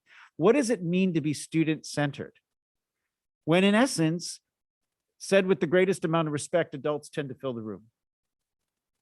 So how do we actually get out of the way? And it also speaks to why our strategic directions exist the way they do. I know we have many speakers that come in this room telling you we shouldn't do this, or we should do that, or we should consider this, or this is going down the wrong road. And those are all valid perspectives. But you've had the experience, I know, because I've been with you. I've certainly had the experience since arriving here last July, that our students are very clear about what they expect from us. So regardless of what various members of our community think about our deep learning and innovation commitments, our social emotional well-being commitments, our equity commitments, that does align with what our students have asked for. We've got a lot of work to do. So whenever we get pulled into the discussions about, who's on which side, I think what binds us together is there is no side when we're trying to serve students' needs. But with 30,000 students in our district, it's complicated. But that's okay, because that's what our role is. And so we are going to continue to grow, and it's something that we're going to be really intentional about. And we're not going to just speak to having a meeting where students are present, but actually figuring out ways to build student voice into our process. So one very small thing that is part of now every decision is, how were students involved in this process? Simple question. Who did we talk to? What was shared? And of course, we partner with our parents as well. I'm not in any way negating that. And we, of course, partner with our staff as well. I'm not negating that. But what does it mean to put student voice first? So I wanted to share with you that that is becoming a focus of our work as we continue to move forward with our strategic directions. And what's amazing about it is it doesn't cost any money.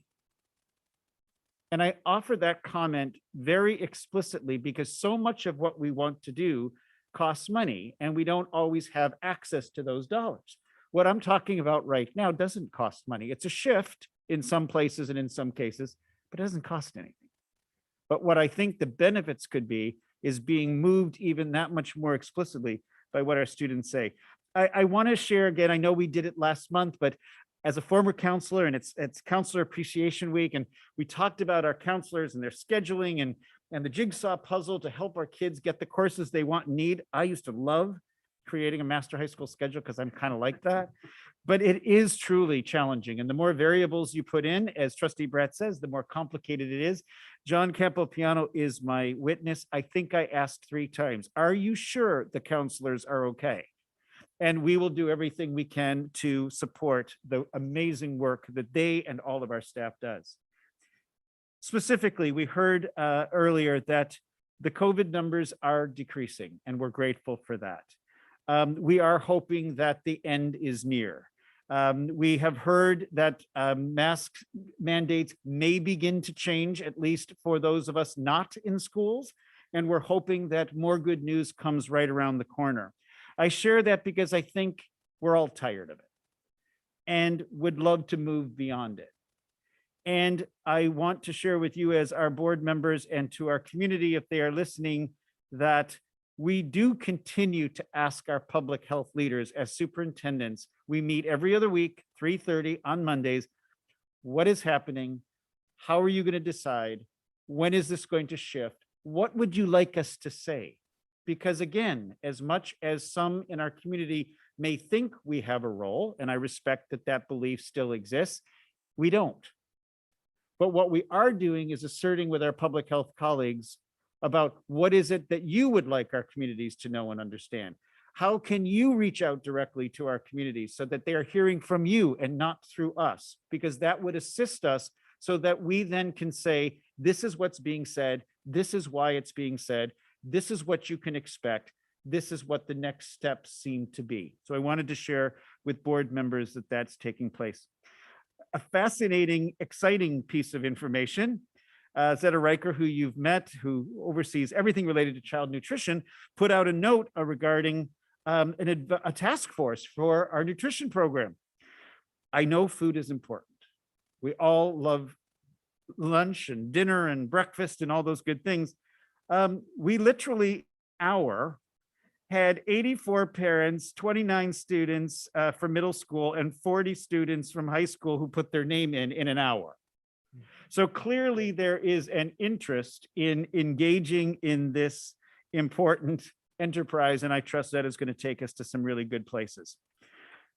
I'll stop there, except to say that I know that there's probably, as hard as this may be on some days for some of our community, and I'm so sensitive to that, I think there's more to celebrate than not at the moment. I do feel optimistic that we're moving to a better place. I do think we are working through the challenges, and I think, again, our students' learning is the priority. Our students' voice is the foundation, and we'll keep filling you in on what we're learning from really being explicit about this commitment aligned with our directions going forward. So those are the comments I wanted to share tonight.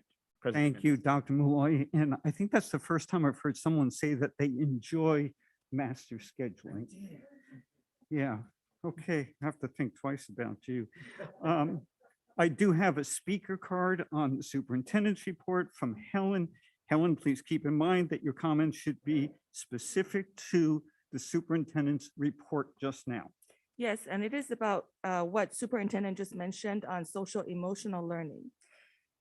Mr. Superintendent, how can any student learn social emotional etiquettes, manners, knowledge, if you don't allow chances to learn? Because your idea of social emotional learning is about deep gagging, not deep learning. When you guys have put in sexual harassment codes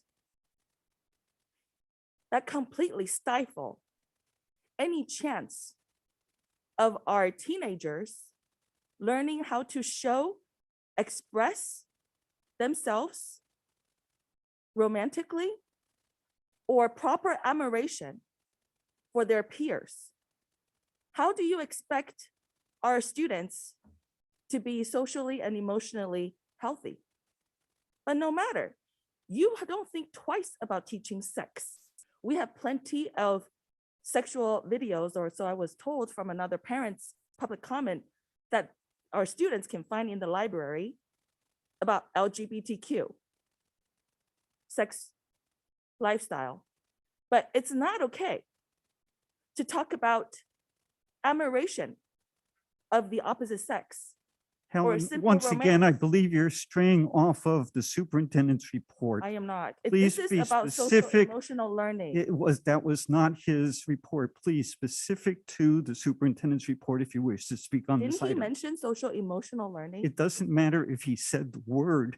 Please stick your But comments this to is his comments. How to please. be able to express properly and appreciate it, and also be able to refuse or reject properly is a form of social emotional learning.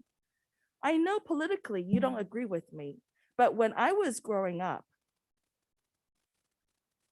nobody would tell me that it is not okay to appreciate an opposite sex and be called I'm sexually harassing that opposite sex. I have both sexes as my students.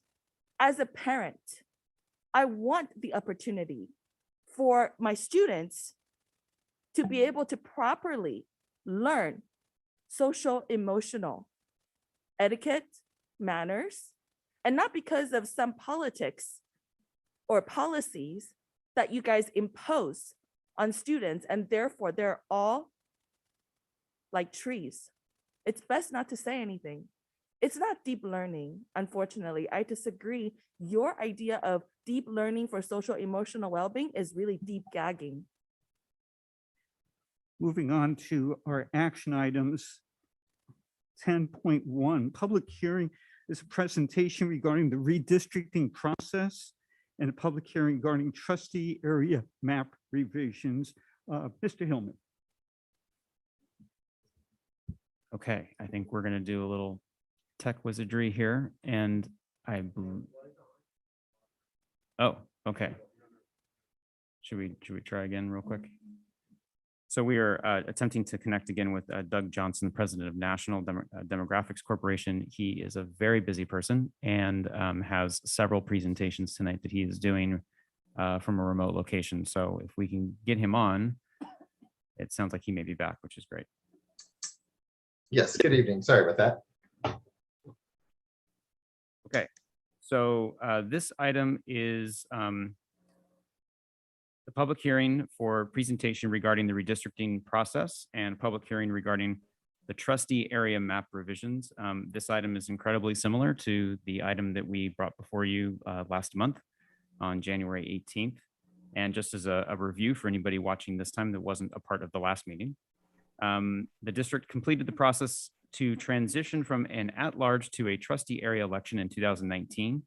In a by trustee area election system, each trustee is required to reside within a defined trustee area and is elected only by voters in that trustee area.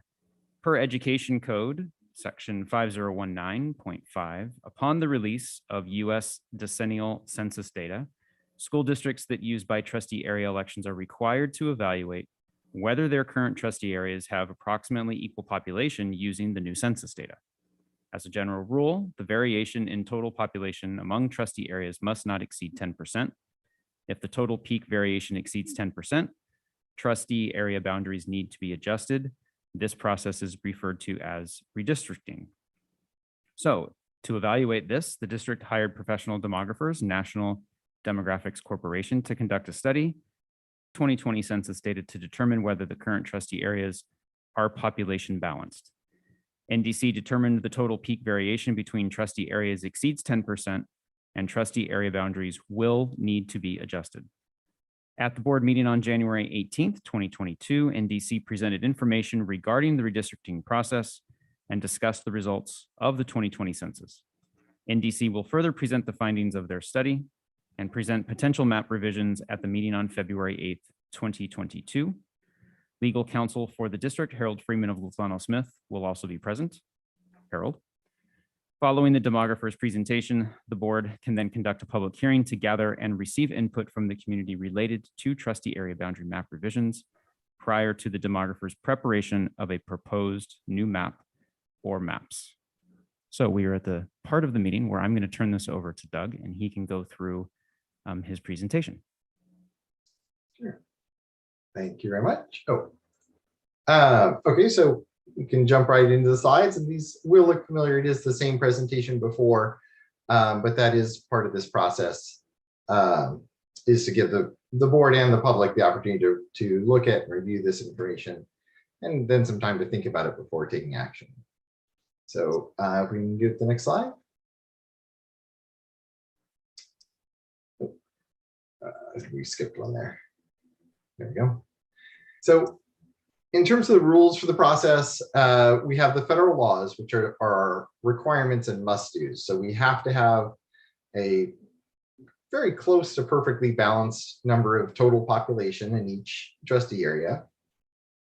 We have to make sure we comply with the Federal Voting Rights Act, and we have to be sure we avoid racial gerrymandering. So race can be a factor in the discussion, but it cannot be the predominant factor.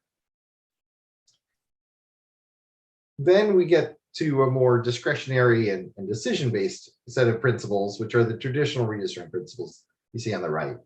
These are goals or principles, they're not requirements.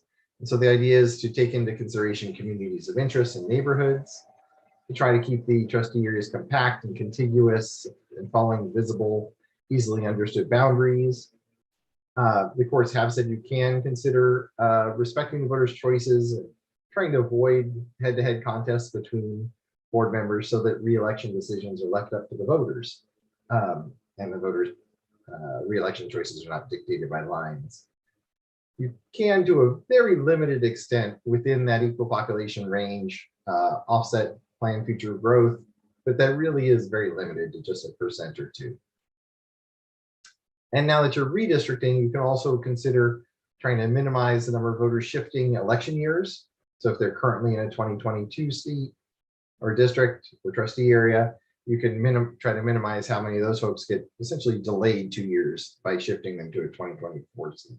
Some of that may be inevitable in many redistrictings, but it is something you can consider and try to avoid.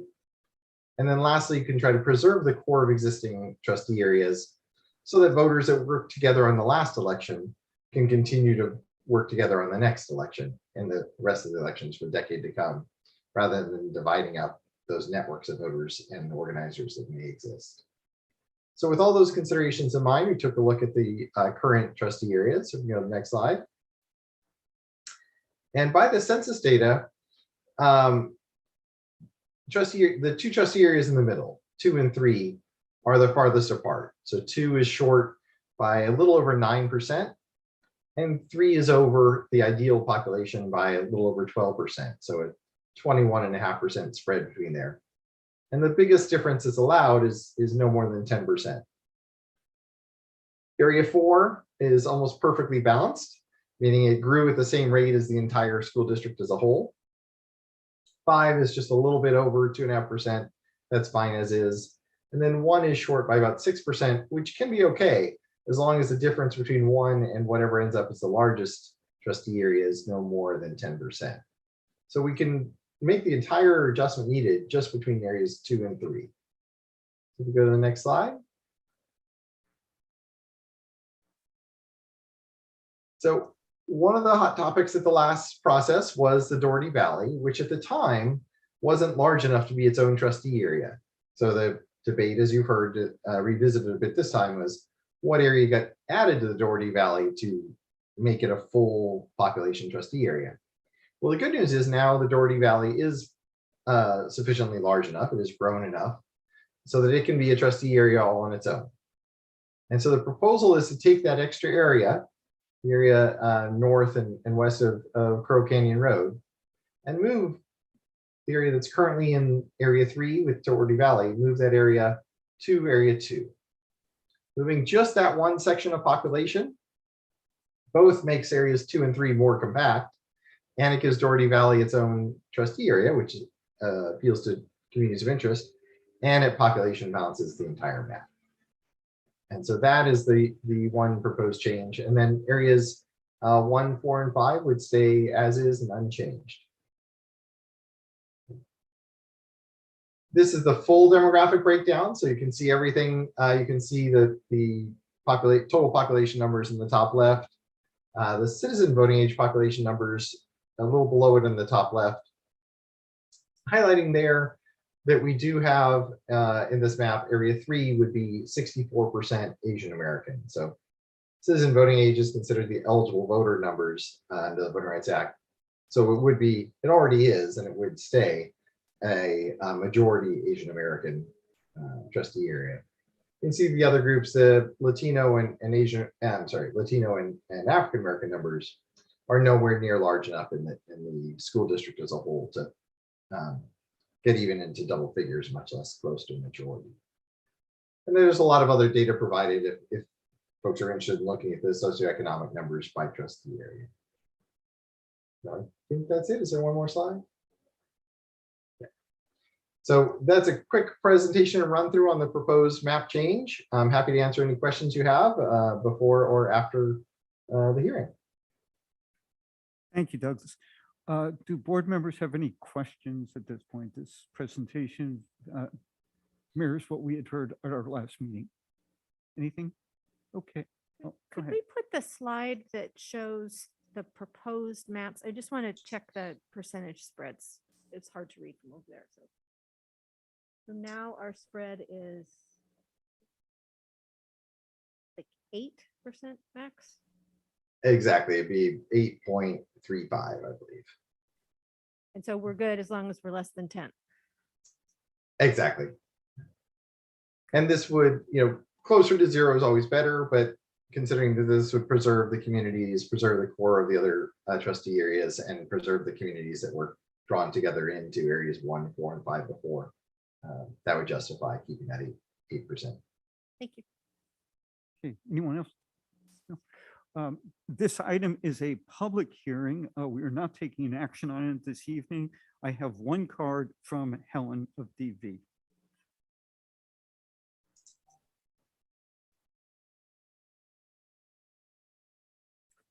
First of all, I would like to know what is Doug's last name?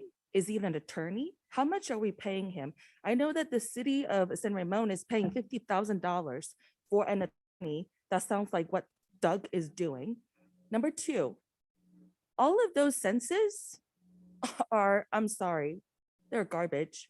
Because first of all, what is Asian American? There are so many different colors of Asians. To group everyone Asian together from like all the way top, and then down to from the North Pole all the way down to the South Pole is offensive. There needs to be separation of who Asians are, and I resent to be grouped into AAPI, which API doesn't even represent me.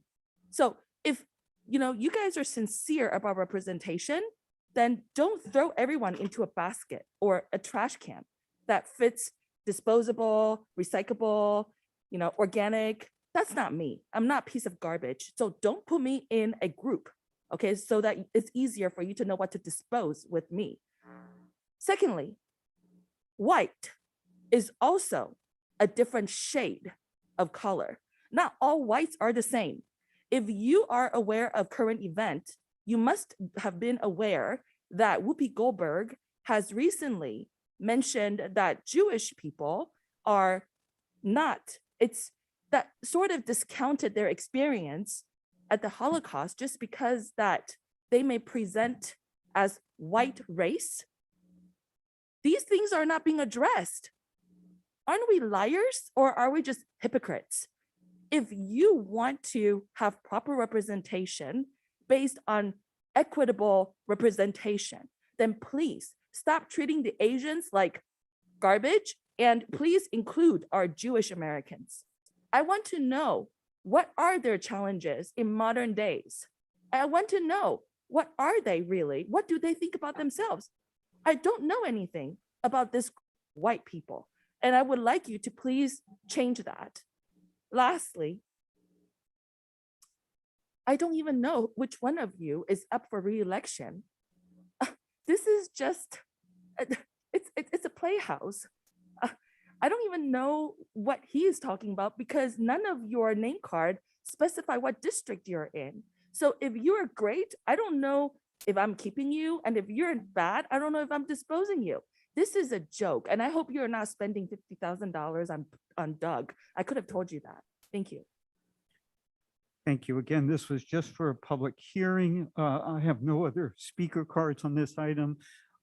Was there anything else, Mr. Hillman, on it? Okay, thank No. you. And we're expecting to be able to take a vote on this at our later meeting in February. Yes, because that would meet the deadline set in statute of February 28th. Our next meeting's on February 22nd. Very good. Thank you very much.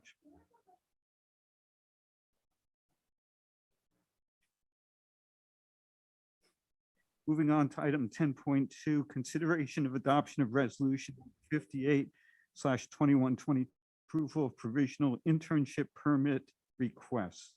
Mr. Redistributing. Thank you, President Mintz.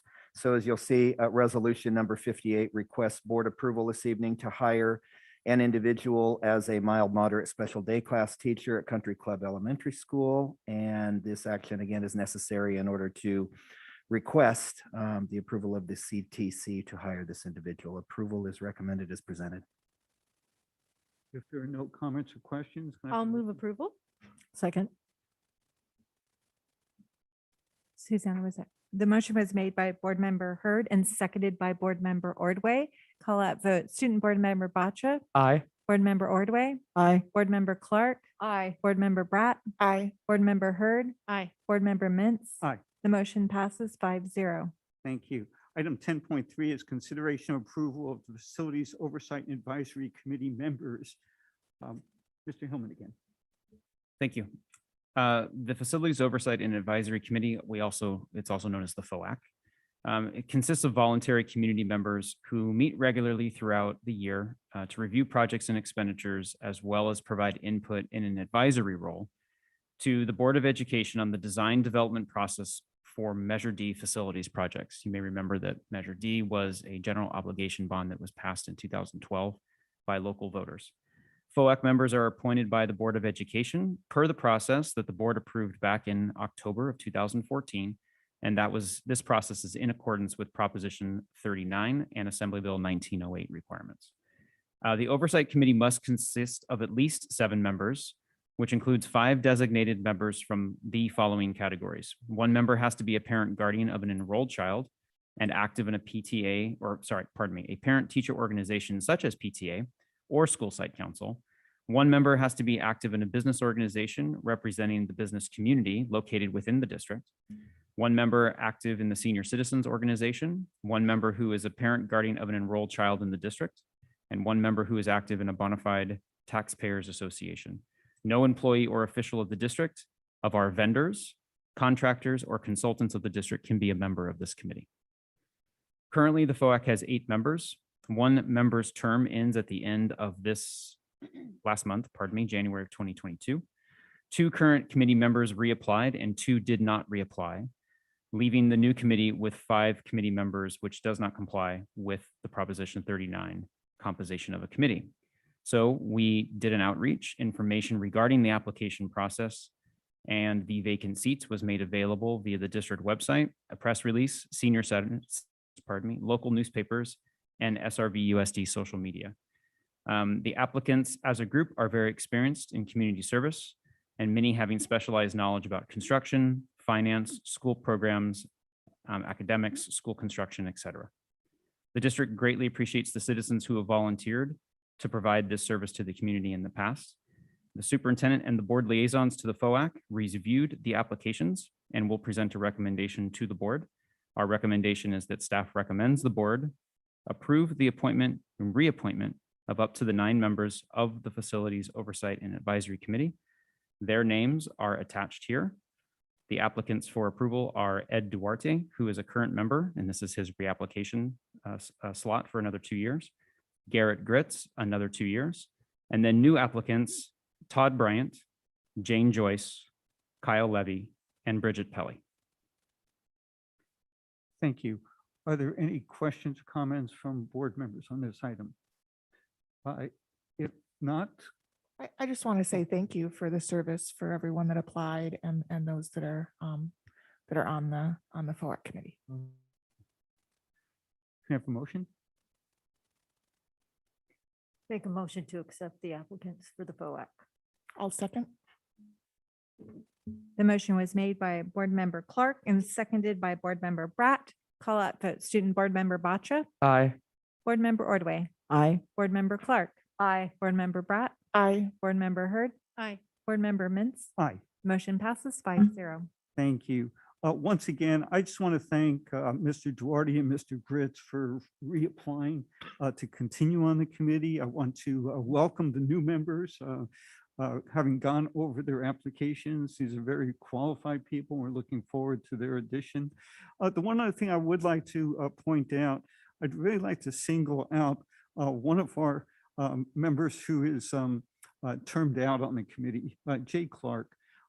Jay has done just a tremendous job on this committee with his financial background, the kinds of questions that he's brought forward with our master project report that we review as part of our consent calendar, and just asked just tremendous questions and has been given just a tremendous lead for us when it comes to financial aspects and the accounting. So I just want to make that point and thank him for his service on this committee, as well as the others who decided that their service is no longer going to fit their schedules.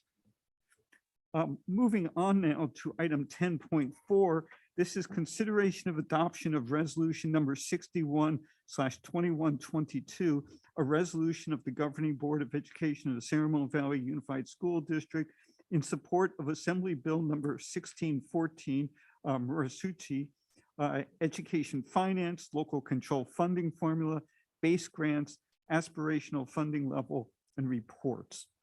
Do you want to start? Go ahead.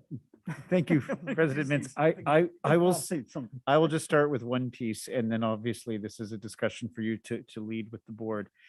But as we've been speaking about for quite some time, much before I got here, we really need to work very effectively in advocating for base grant dollars, for engaging our community regarding the standard, if I can use that term, that we want for our students, the access, maybe that's a better word, that we want for our students, whether it's the arts, whether it's counseling, and so forth. And we know that we have a generous community, and that is something we're also grateful for in terms of our foundation dollars and such. But this, I think, is an opportunity. This bill is an opportunity for every district in California to benefit. So in other words, it actually binds us together. It doesn't divide us like so many discussions have the opportunity to do, because there are different competing interests that might emerge in the discussion. So as a superintendent working with other superintendents, when we saw this bill and we understood what impact it would have for all districts, I truly felt that this was an opportunity. It aligns and connects to the work we're trying to do with access to excellence. It aligns with some of the work that I know you've been talking about in terms of advocacy. And it also, I think, has an opportunity, as I just said, to unite everybody. And for students to provide the opportunities that are needed and to do it in a way that everybody gets more than what is presently being offered in a sustainable way. We hear a lot about money, one-time dollars, even though we don't always receive them, but those dollars don't help us do the long term. This is a bill that speaks to the long term. So from my seat, I'm grateful that you're discussing it, and I turn it back to you. Yes, thank you, Dr. Malloy. You know, in terms of advocacy, this is an opportunity for us to add our voices on something that makes a big difference to our district. You know, the increase in base funding, as Dr. Malloy said, is something that would benefit all districts across the state, but particularly this would have a tremendous impact on our district, because so much of our funding from the state is tied to the base level funding, as opposed to the supplemental and concentration grants that other districts around us receive much more than we do. We don't receive concentration monies at all. It's an opportunity for us to advocate, as I've said. Just point out that I had an opportunity to see our Assemblywoman this past weekend, and made a point to her, kind of jokingly, to say, okay, here's my moment in time. I need you to recognize how important base funding is to schools. That's what I want you to know right now.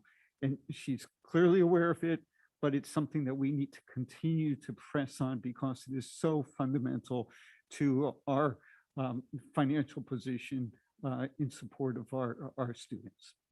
I'll open up to any comments or questions other board members might have in Yeah, dealing with so this I item. was in one of the meetings about the budget and Representative Martucci was there and spoke about his bill and I put forward a letter to him to support the bill and in order to be able to do that, it has to go through a portal and it has to be on letterhead from the school district. So what I would propose that we as a board put together that letter on the letterhead and send it through the portal to the assemblyman so that he can have that support from us and have our voices heard. I think that's really, really important. It's certainly important to me. I've also spoken with Rebecca Bauer-Can and also Senator Glazer to continue banging the drum for the base funding to increase because as everyone has said, it's good for everybody, but it especially affects us in a really positive way, in a way that we're in great need of right now. One-time dollars are not going to get us through to where we need to go and give the services to our students that they deserve. Anyone else? I would like to send that letter too. I just want to kind of put that out there. I think that's an excellent idea. And I think that's the logical process of passing the resolution, but it would be really helpful for the legislator to have a stack of letters from school districts. That would be really impactful. This whole topic is what we've been working on as the focus for Advocacy Day, which three of us are helping with. And we've joined forces with a PTA council down in Capistrano Unified and follow them on Twitter. They're already putting a bunch of great stuff out there. So yes, this is a no-brainer for us to support. Yeah, no, I'm just very excited because raising the base grant has been a discussion such a long time with PTA and other school districts that really want to support this. And this is really the first time that actually bills come forward. So yes, this is again a no-brainer to benefit all school districts in our state. So could I have a motion for this no-brainer? I'll move the motion. I'll second. Oh, Shelley, you wanted to? No, it's okay. That's fine. Enthusiastically second. The motion was made by Board Member Ordway and seconded by Board Member Hurd. Call out vote. Student Board Member Batra. Aye. Board Member Ordway. Aye. Board Member Clark. Aye. Board Member Bratt. Aye. Board Member Hurd. Aye. Board Member Me- Mintz. Yeah, me, aye. The Thank motion passes 5-0. Thank you. Item 10.5 is consideration of board vote for the 2022 California School Boards Association Delegate Assembly election. And I'm going to ask Mrs. Hurd to deal with this one for Okay. us, please. So as you can see, there's 4 at-large delegates that have submitted applications. They're all good. We've worked with all of them.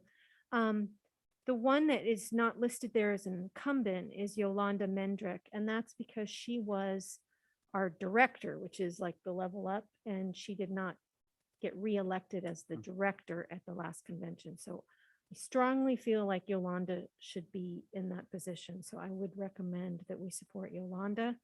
I would recommend that we support Mary Rocha. And then it's kind of a toss-up because I think it's better to have representation from more districts rather than doubling up on the districts. So that's why I would recommend that we make our third candidate Marina Ramos from John Sweat. But I also think Pauline is great. So if we'd rather do Pauline rather than Marina, I'd be fine with that. Are we good with the recommendation of Yolanda, Mary, and Marina? Wanna go Yeah, ahead I and think make that motion? So I just was looking for consensus Yeah. first, and then I Yeah. will make that motion that we elect those 3. Good, thank you. Do I have a second? I'll second. The motion was made by Board Member Hurd and seconded by Board Member Bratt. Call out vote. Student Board Member Batra. Aye. Board Member Ordway. Aye. Board Member Clark. Aye. Board Member Bratt. Aye. Board Member Hurd. Aye. Board Member Mintz. Aye. The motion passes 5-0. And as part of that, you know which names we, okay. Oh, I figured. Okay, we have several consent items that were pulled off the consent calendar. We'll deal with those at this point in time. The first one is our new 10.6, which is 11.3, consideration of approval of contract and purchases over $50,000. Helen asked to pull this item, so your question, please. Yes, thank you for entertaining my pullouts of these agenda items. My first question for 11.3, now 10.6 is, I noticed that all the items had very specific dollar amount except school psychology staffing, which was not an exact amount, but a greater than 50,000. Why are we using a greater than sign instead of trying to disclose the exact amount to the public? Mr. Hillman, can you? That contract is actually for a school psychologist that's on maternity leave.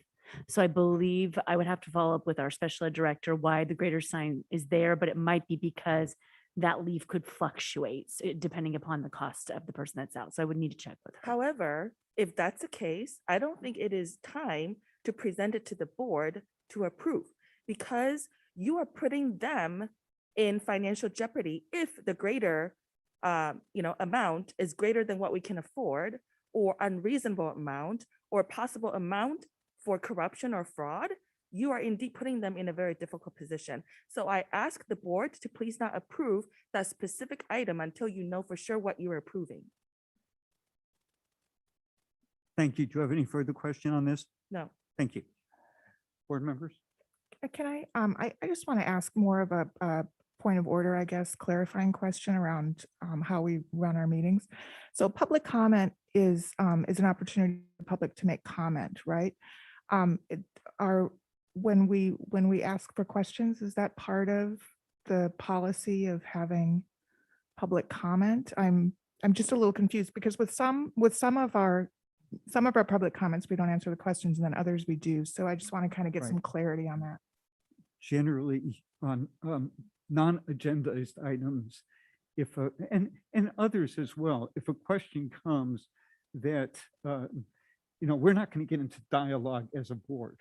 If it's a question of substance that can go to staff either directly at this point in time, like this one just was, or something that we need staff to go back and review and get back to the person, that's the way it's handled. The point is, though, that it should not be a back and forth type of question, comment, question again, that type of thing.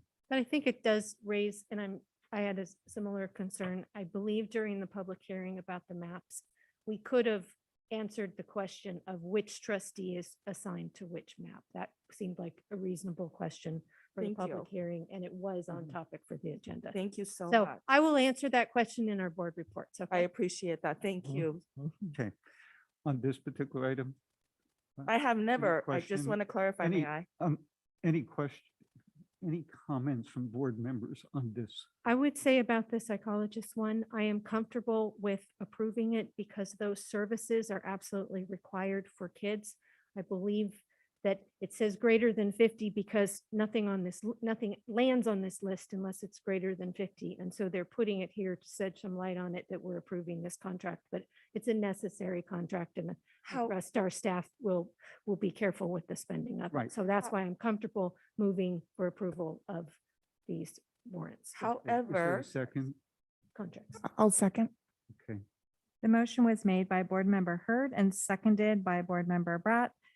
Call out vote, Student Board Member Batcha, Aye. Board Member Ordway, Aye. Board Member Clark, Aye. Board Member Bratt, Aye. Board Member Hurd, Aye. Board Member Mintz. Aye. The motion passes 5-0. Thank you. The next one is previous item 11.5 is now item 10.7, ratification of warrants.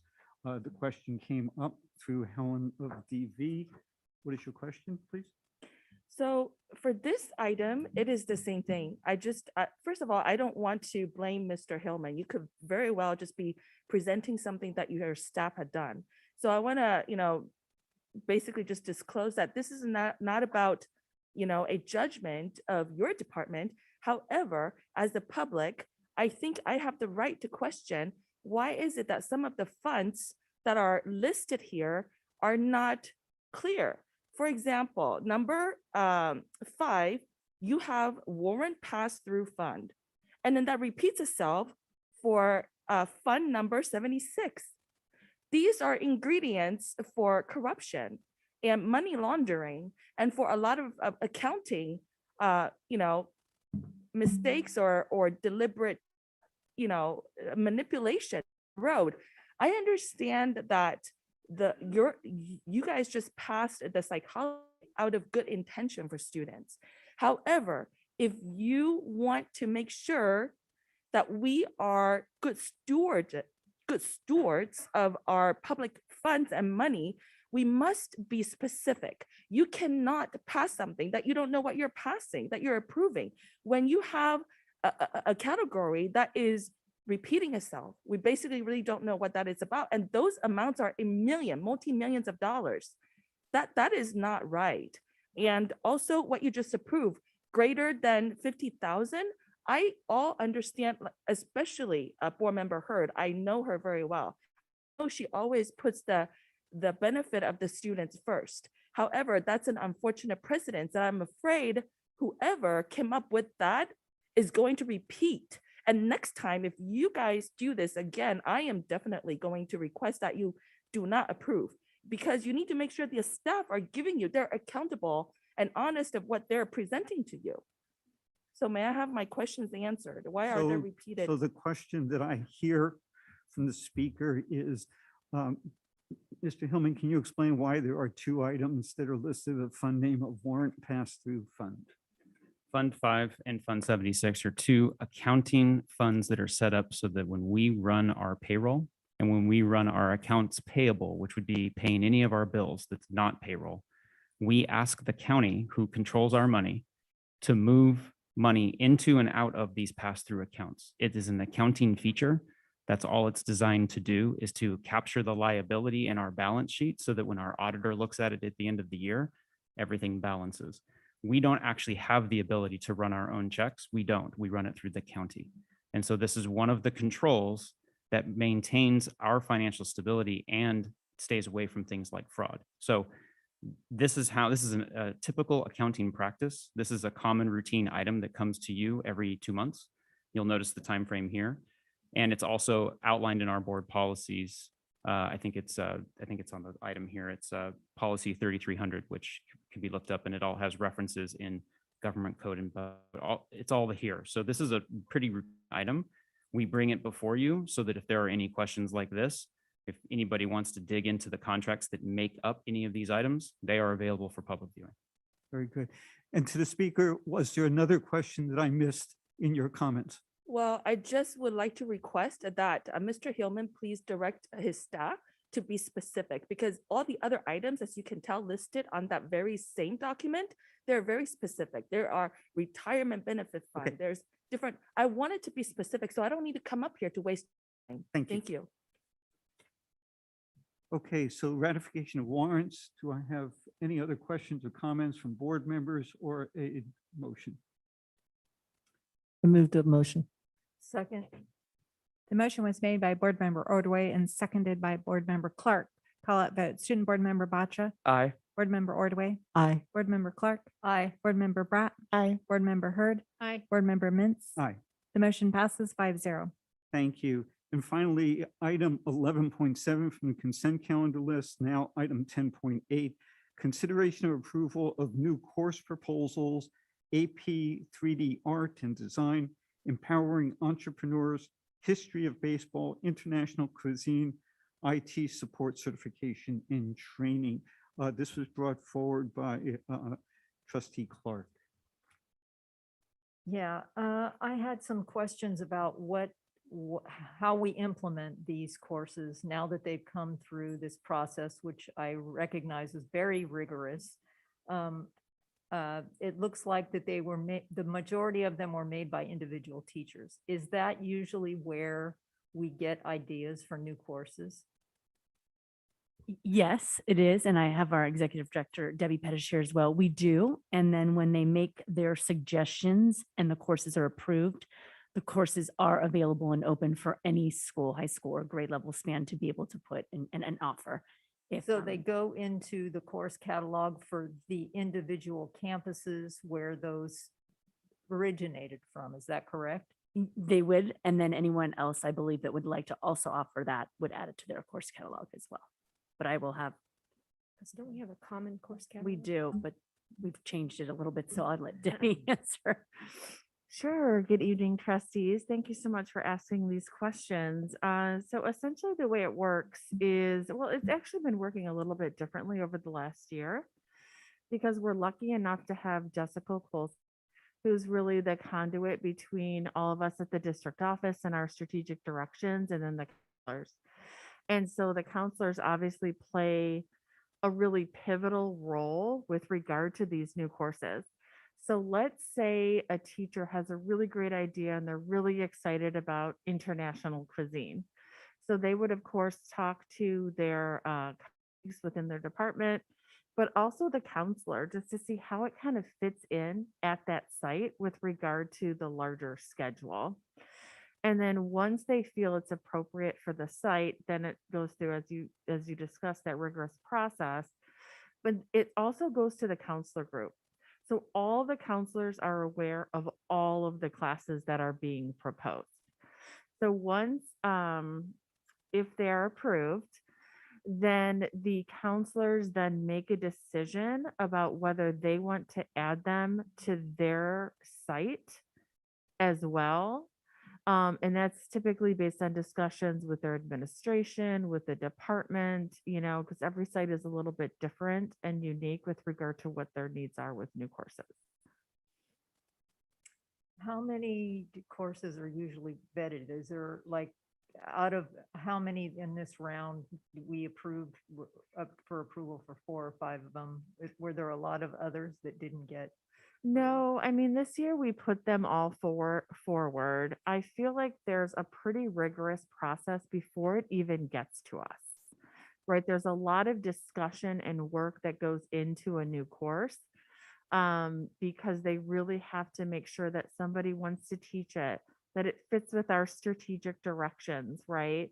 That it is really complementary to the other classes because, of course, once you add a class, how can we kind of guess as to what the impact will be on other courses, especially if it's an elective? So there's so much discussion that goes in. And again, I give Jess Colson a lot of credit because she's then able to kind of be the conduit between us, the counselors, and the sites with regard to how this really kind of fits into the larger picture of what we're trying to do as a district. So they're offered at a site and then we decide based on the number of students who want to take the class, whether it's offered or not. You're exactly right. And so basically we add it to the course catalog. And then once it's, assuming it gets approved by the Board of Education, or if it gets approved, then all of the sites make decisions about whether or not in the course catalog, they kind of want to attach their name to it and offer it at their site. And that can evolve over time. So sites might not want to add it next year, but they want to add it in 2 years or 3 years, depending on the particular situation. So once a course is approved, it's similar to like the books that we bring forward. So once a course is approved at a particular high school, for example, then any of the other schools can add it kind of to their component of the course catalog. Now, this is dependent upon UC approval. And so, of course, once the courses get approved by the board, we have to do paperwork, send it to the UCs and get it UC approved. And then we have to have the appropriate number of signups as well. So if it ends up that there's not student interest in these courses, then they will not run for the most part. So it says that that the zero cost will get priority. So if somebody brings forth like a really great class but it has a cost to it, I see that one of them does have the art class does that preclude it from being considered at the same level as other classes? Typically, it depends if it's cost exorbitant, then yes. But for example, we brought forward a class last year, the Introduction to Data Science, that we felt, the site was passionate about it. We were really excited about it because it fit really well with our strategic directions, or anticipated. We kind of knew where we were going with it a year ago. And there was a cost associated with it of like about $25,000 for materials and professional development for the teacher. So if the site's really excited and it really fits into our larger vision with regard to our strategic directions, then unless it's really cost exorbitant, then it typically would go forward. So if a student from, say, San Ramon Valley High School wants to take the entrepreneur class that's at Doherty Valley, there's not really a way for them to do that unless it's offered at their campus. That is correct. We've struggled with that a lot over the years. And typically there's just not a mechanism for that, in part because of the differing schedules. And even if they were all having the same schedule, the transportation, we've talked about, especially with regard to independent study and online classes, getting a little bit more creative with students being able to be shared across the sites. So for example, with the IT certification class, we are a little bit worried about the enrollment for that class, just because it's new and it's still a little bit, I think, maybe difficult for some students to really understand what it's about. So we're thinking, if we don't get enough signups, for example, at one particular site, is there a way that we can share students across and maybe have an online component? We're not there yet, but those are the types of things that we think about as we monitor signups over the next couple of months. And if I can add one piece, even though we always have to deal with credentialing issues, which does add another layer, one of the things that I hope we can address more explicitly after COVID is how students drive the options that are offered as well.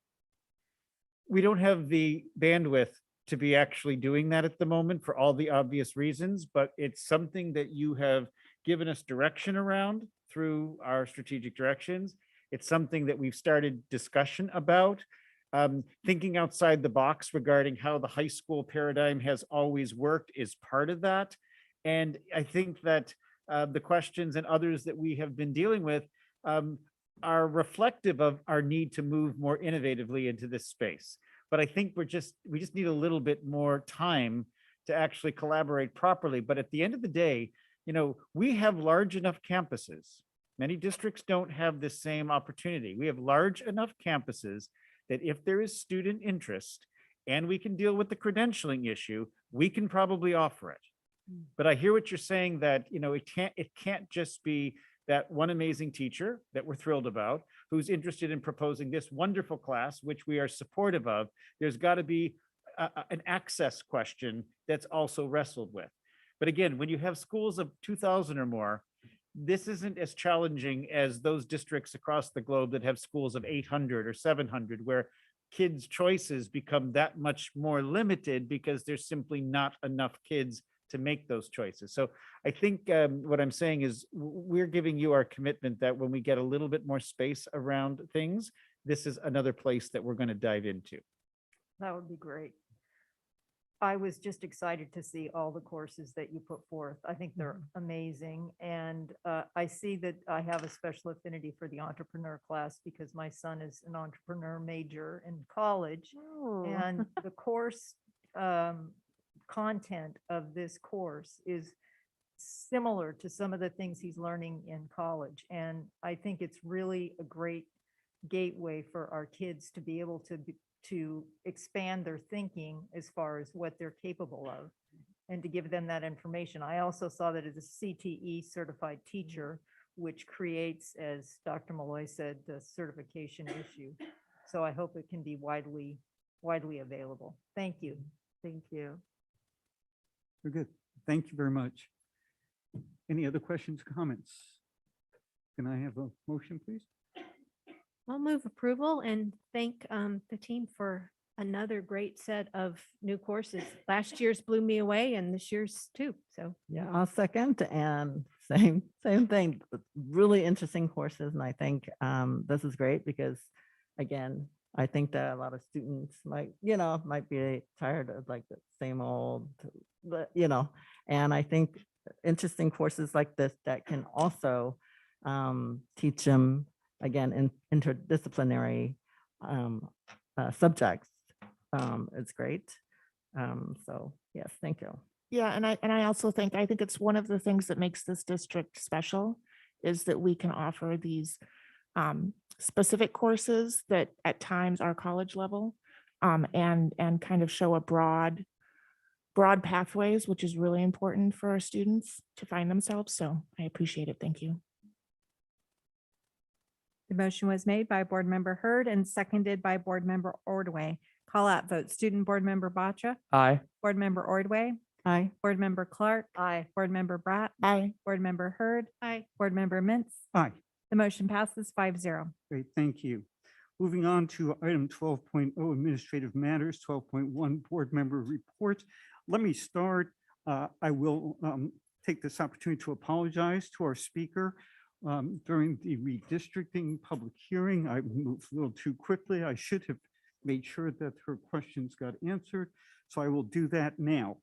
The question had to do with what board members were in what district areas and what the terms of those board positions are. In area number 1, which is the west side of Danville and Alamo for the most part, that's my area.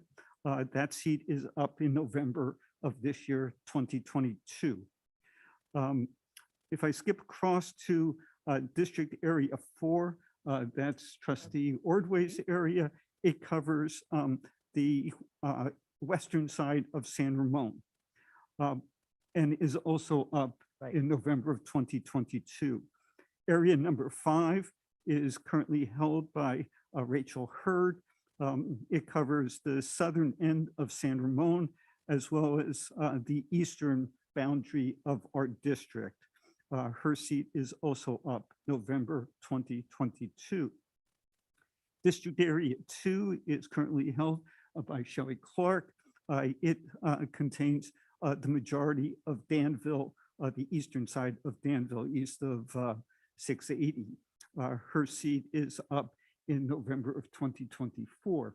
And finally, District Area 3, held by Laura Bratt, covers the majority of Doherty Valley, and that seat is also up currently in November of 2024. Moving on to other board member reports. Susanna? It's me first. Okay. Just a couple of things. A couple of weeks ago, I had opportunity to attend the Special Olympics at San Ramon Valley High. It was so cool.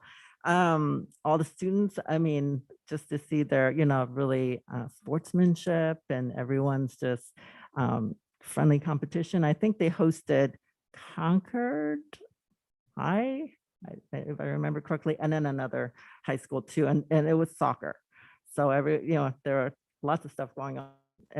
I loved the energy.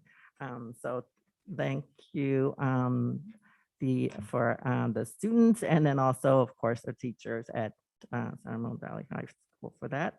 And I think Rachel mentioned it. We are working on Advocacy Day with the PTA, with our council, and we're partnering with the Pleasanton School District as well as Los Trompas, which is Walnut Creek or in the Lafayette area, and save the date. It's April 22nd. Yeah, April 22nd at San Ramon Community Center. And I think right now tentative theme is raise the base. So wanted to kind of promote that a little bit more. And the last thing is had a really fun time in San Ramon City Center, and I were there, and we celebrated with, I I think I saw someone posted that was like 2,000 people, you know, and throughout with all the performances and things like that outside at City Center, celebrating a Lunar New Year. So that was a lot of fun. So I attended a couple meetings on the state proposed budget, one with the County Office of Education and one with the California School Board Association. And the good news is there is more funding. The bad news is it's not enough probably, and there's a lot of one-time money. So as we know, things can change a lot between now and May. So we hope that our advocacy will be effective. I'm also working on Advocacy Day and with Susanna and Rachel, and was able to communicate with Senator Glazer and Assemblymember Bauer Kayan, and they have agreed to appear on a panel that day. So we will have our legislators there and get some face time with them. So I'm excited about that. And as Susanna said, raise the base looks like it's going to be the main topic. I attended my first LCAP meeting, and I'm looking forward to working with the committee to set the priorities for the district. And I attended a couple of Parcel Tax Oversight Committee meetings where I'm liaison, and they are finalizing their report and will be giving it on February 22nd. And I'm looking forward to doing some more site visits in the next month or so. So that's it for me. So besides some of the budget workshops that Shelley alluded to, and I unfortunately missed the big celebration due to family commitments, but I saw the pictures and it looked like a really fun and engaging event. We had our CAC meeting a couple weeks ago, and I just wanted to make a point to let the community know that the special project CAC is doing this year is a first annual vocational fair. They were the first annual they wanted to make a point of. There are several committee members that are working tirelessly on this event. It's April 14th. It's from 4 to 7 at San Ramon Valley High School. It is for all students. It is an opportunity for students to discover post-secondary options other than a 4-year college. And they are also looking for businesses in our community to partner with to help set. There'll be several booths of various opportunities, and whether it's internships or apprenticeships or just learning about different career paths.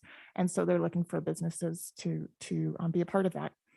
I had a wonderful visit to Pine Valley, and I wanted to thank Principal Contillis and Chris George and all of the students and teachers that I got to speak with there. It's a great community and they're doing wonderful things at Pine Valley. I also was at the LCAP committee. I'm excited to be back on that committee and the student climate committee, or I'm sorry, the culture and climate committee. And I just want to make a point that I really enjoy these committees. It's an opportunity for me to engage with community members, and I appreciate that. And then lastly, it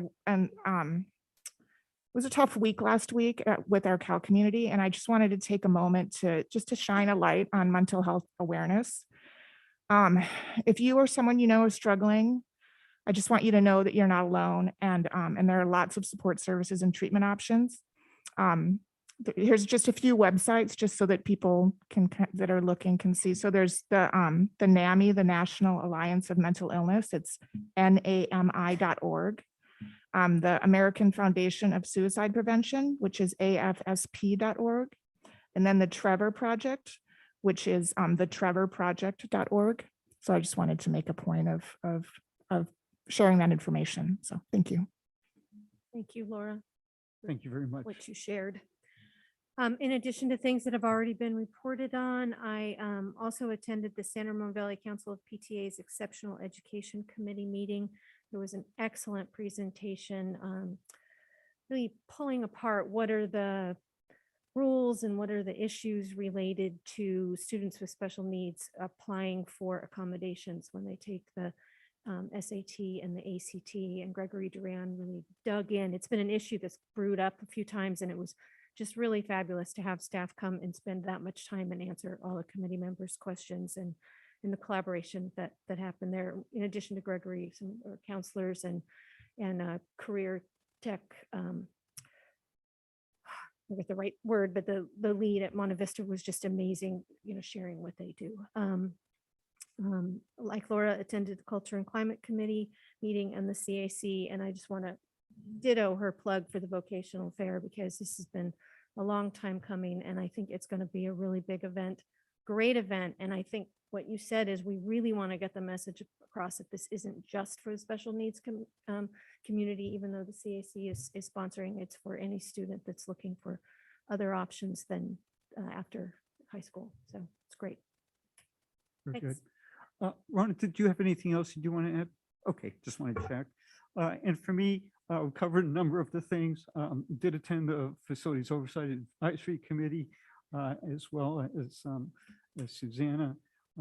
Really enjoyed the Lunar New Year presentation. And again, thank you very much, Laura, for bringing forward those reference points. We do have one speaker card on the board member reports from Helen. So President Mintz, I want to commend you for coming out to apologize to me. And I'm a socially, emotionally sufficient person, so I forgive you.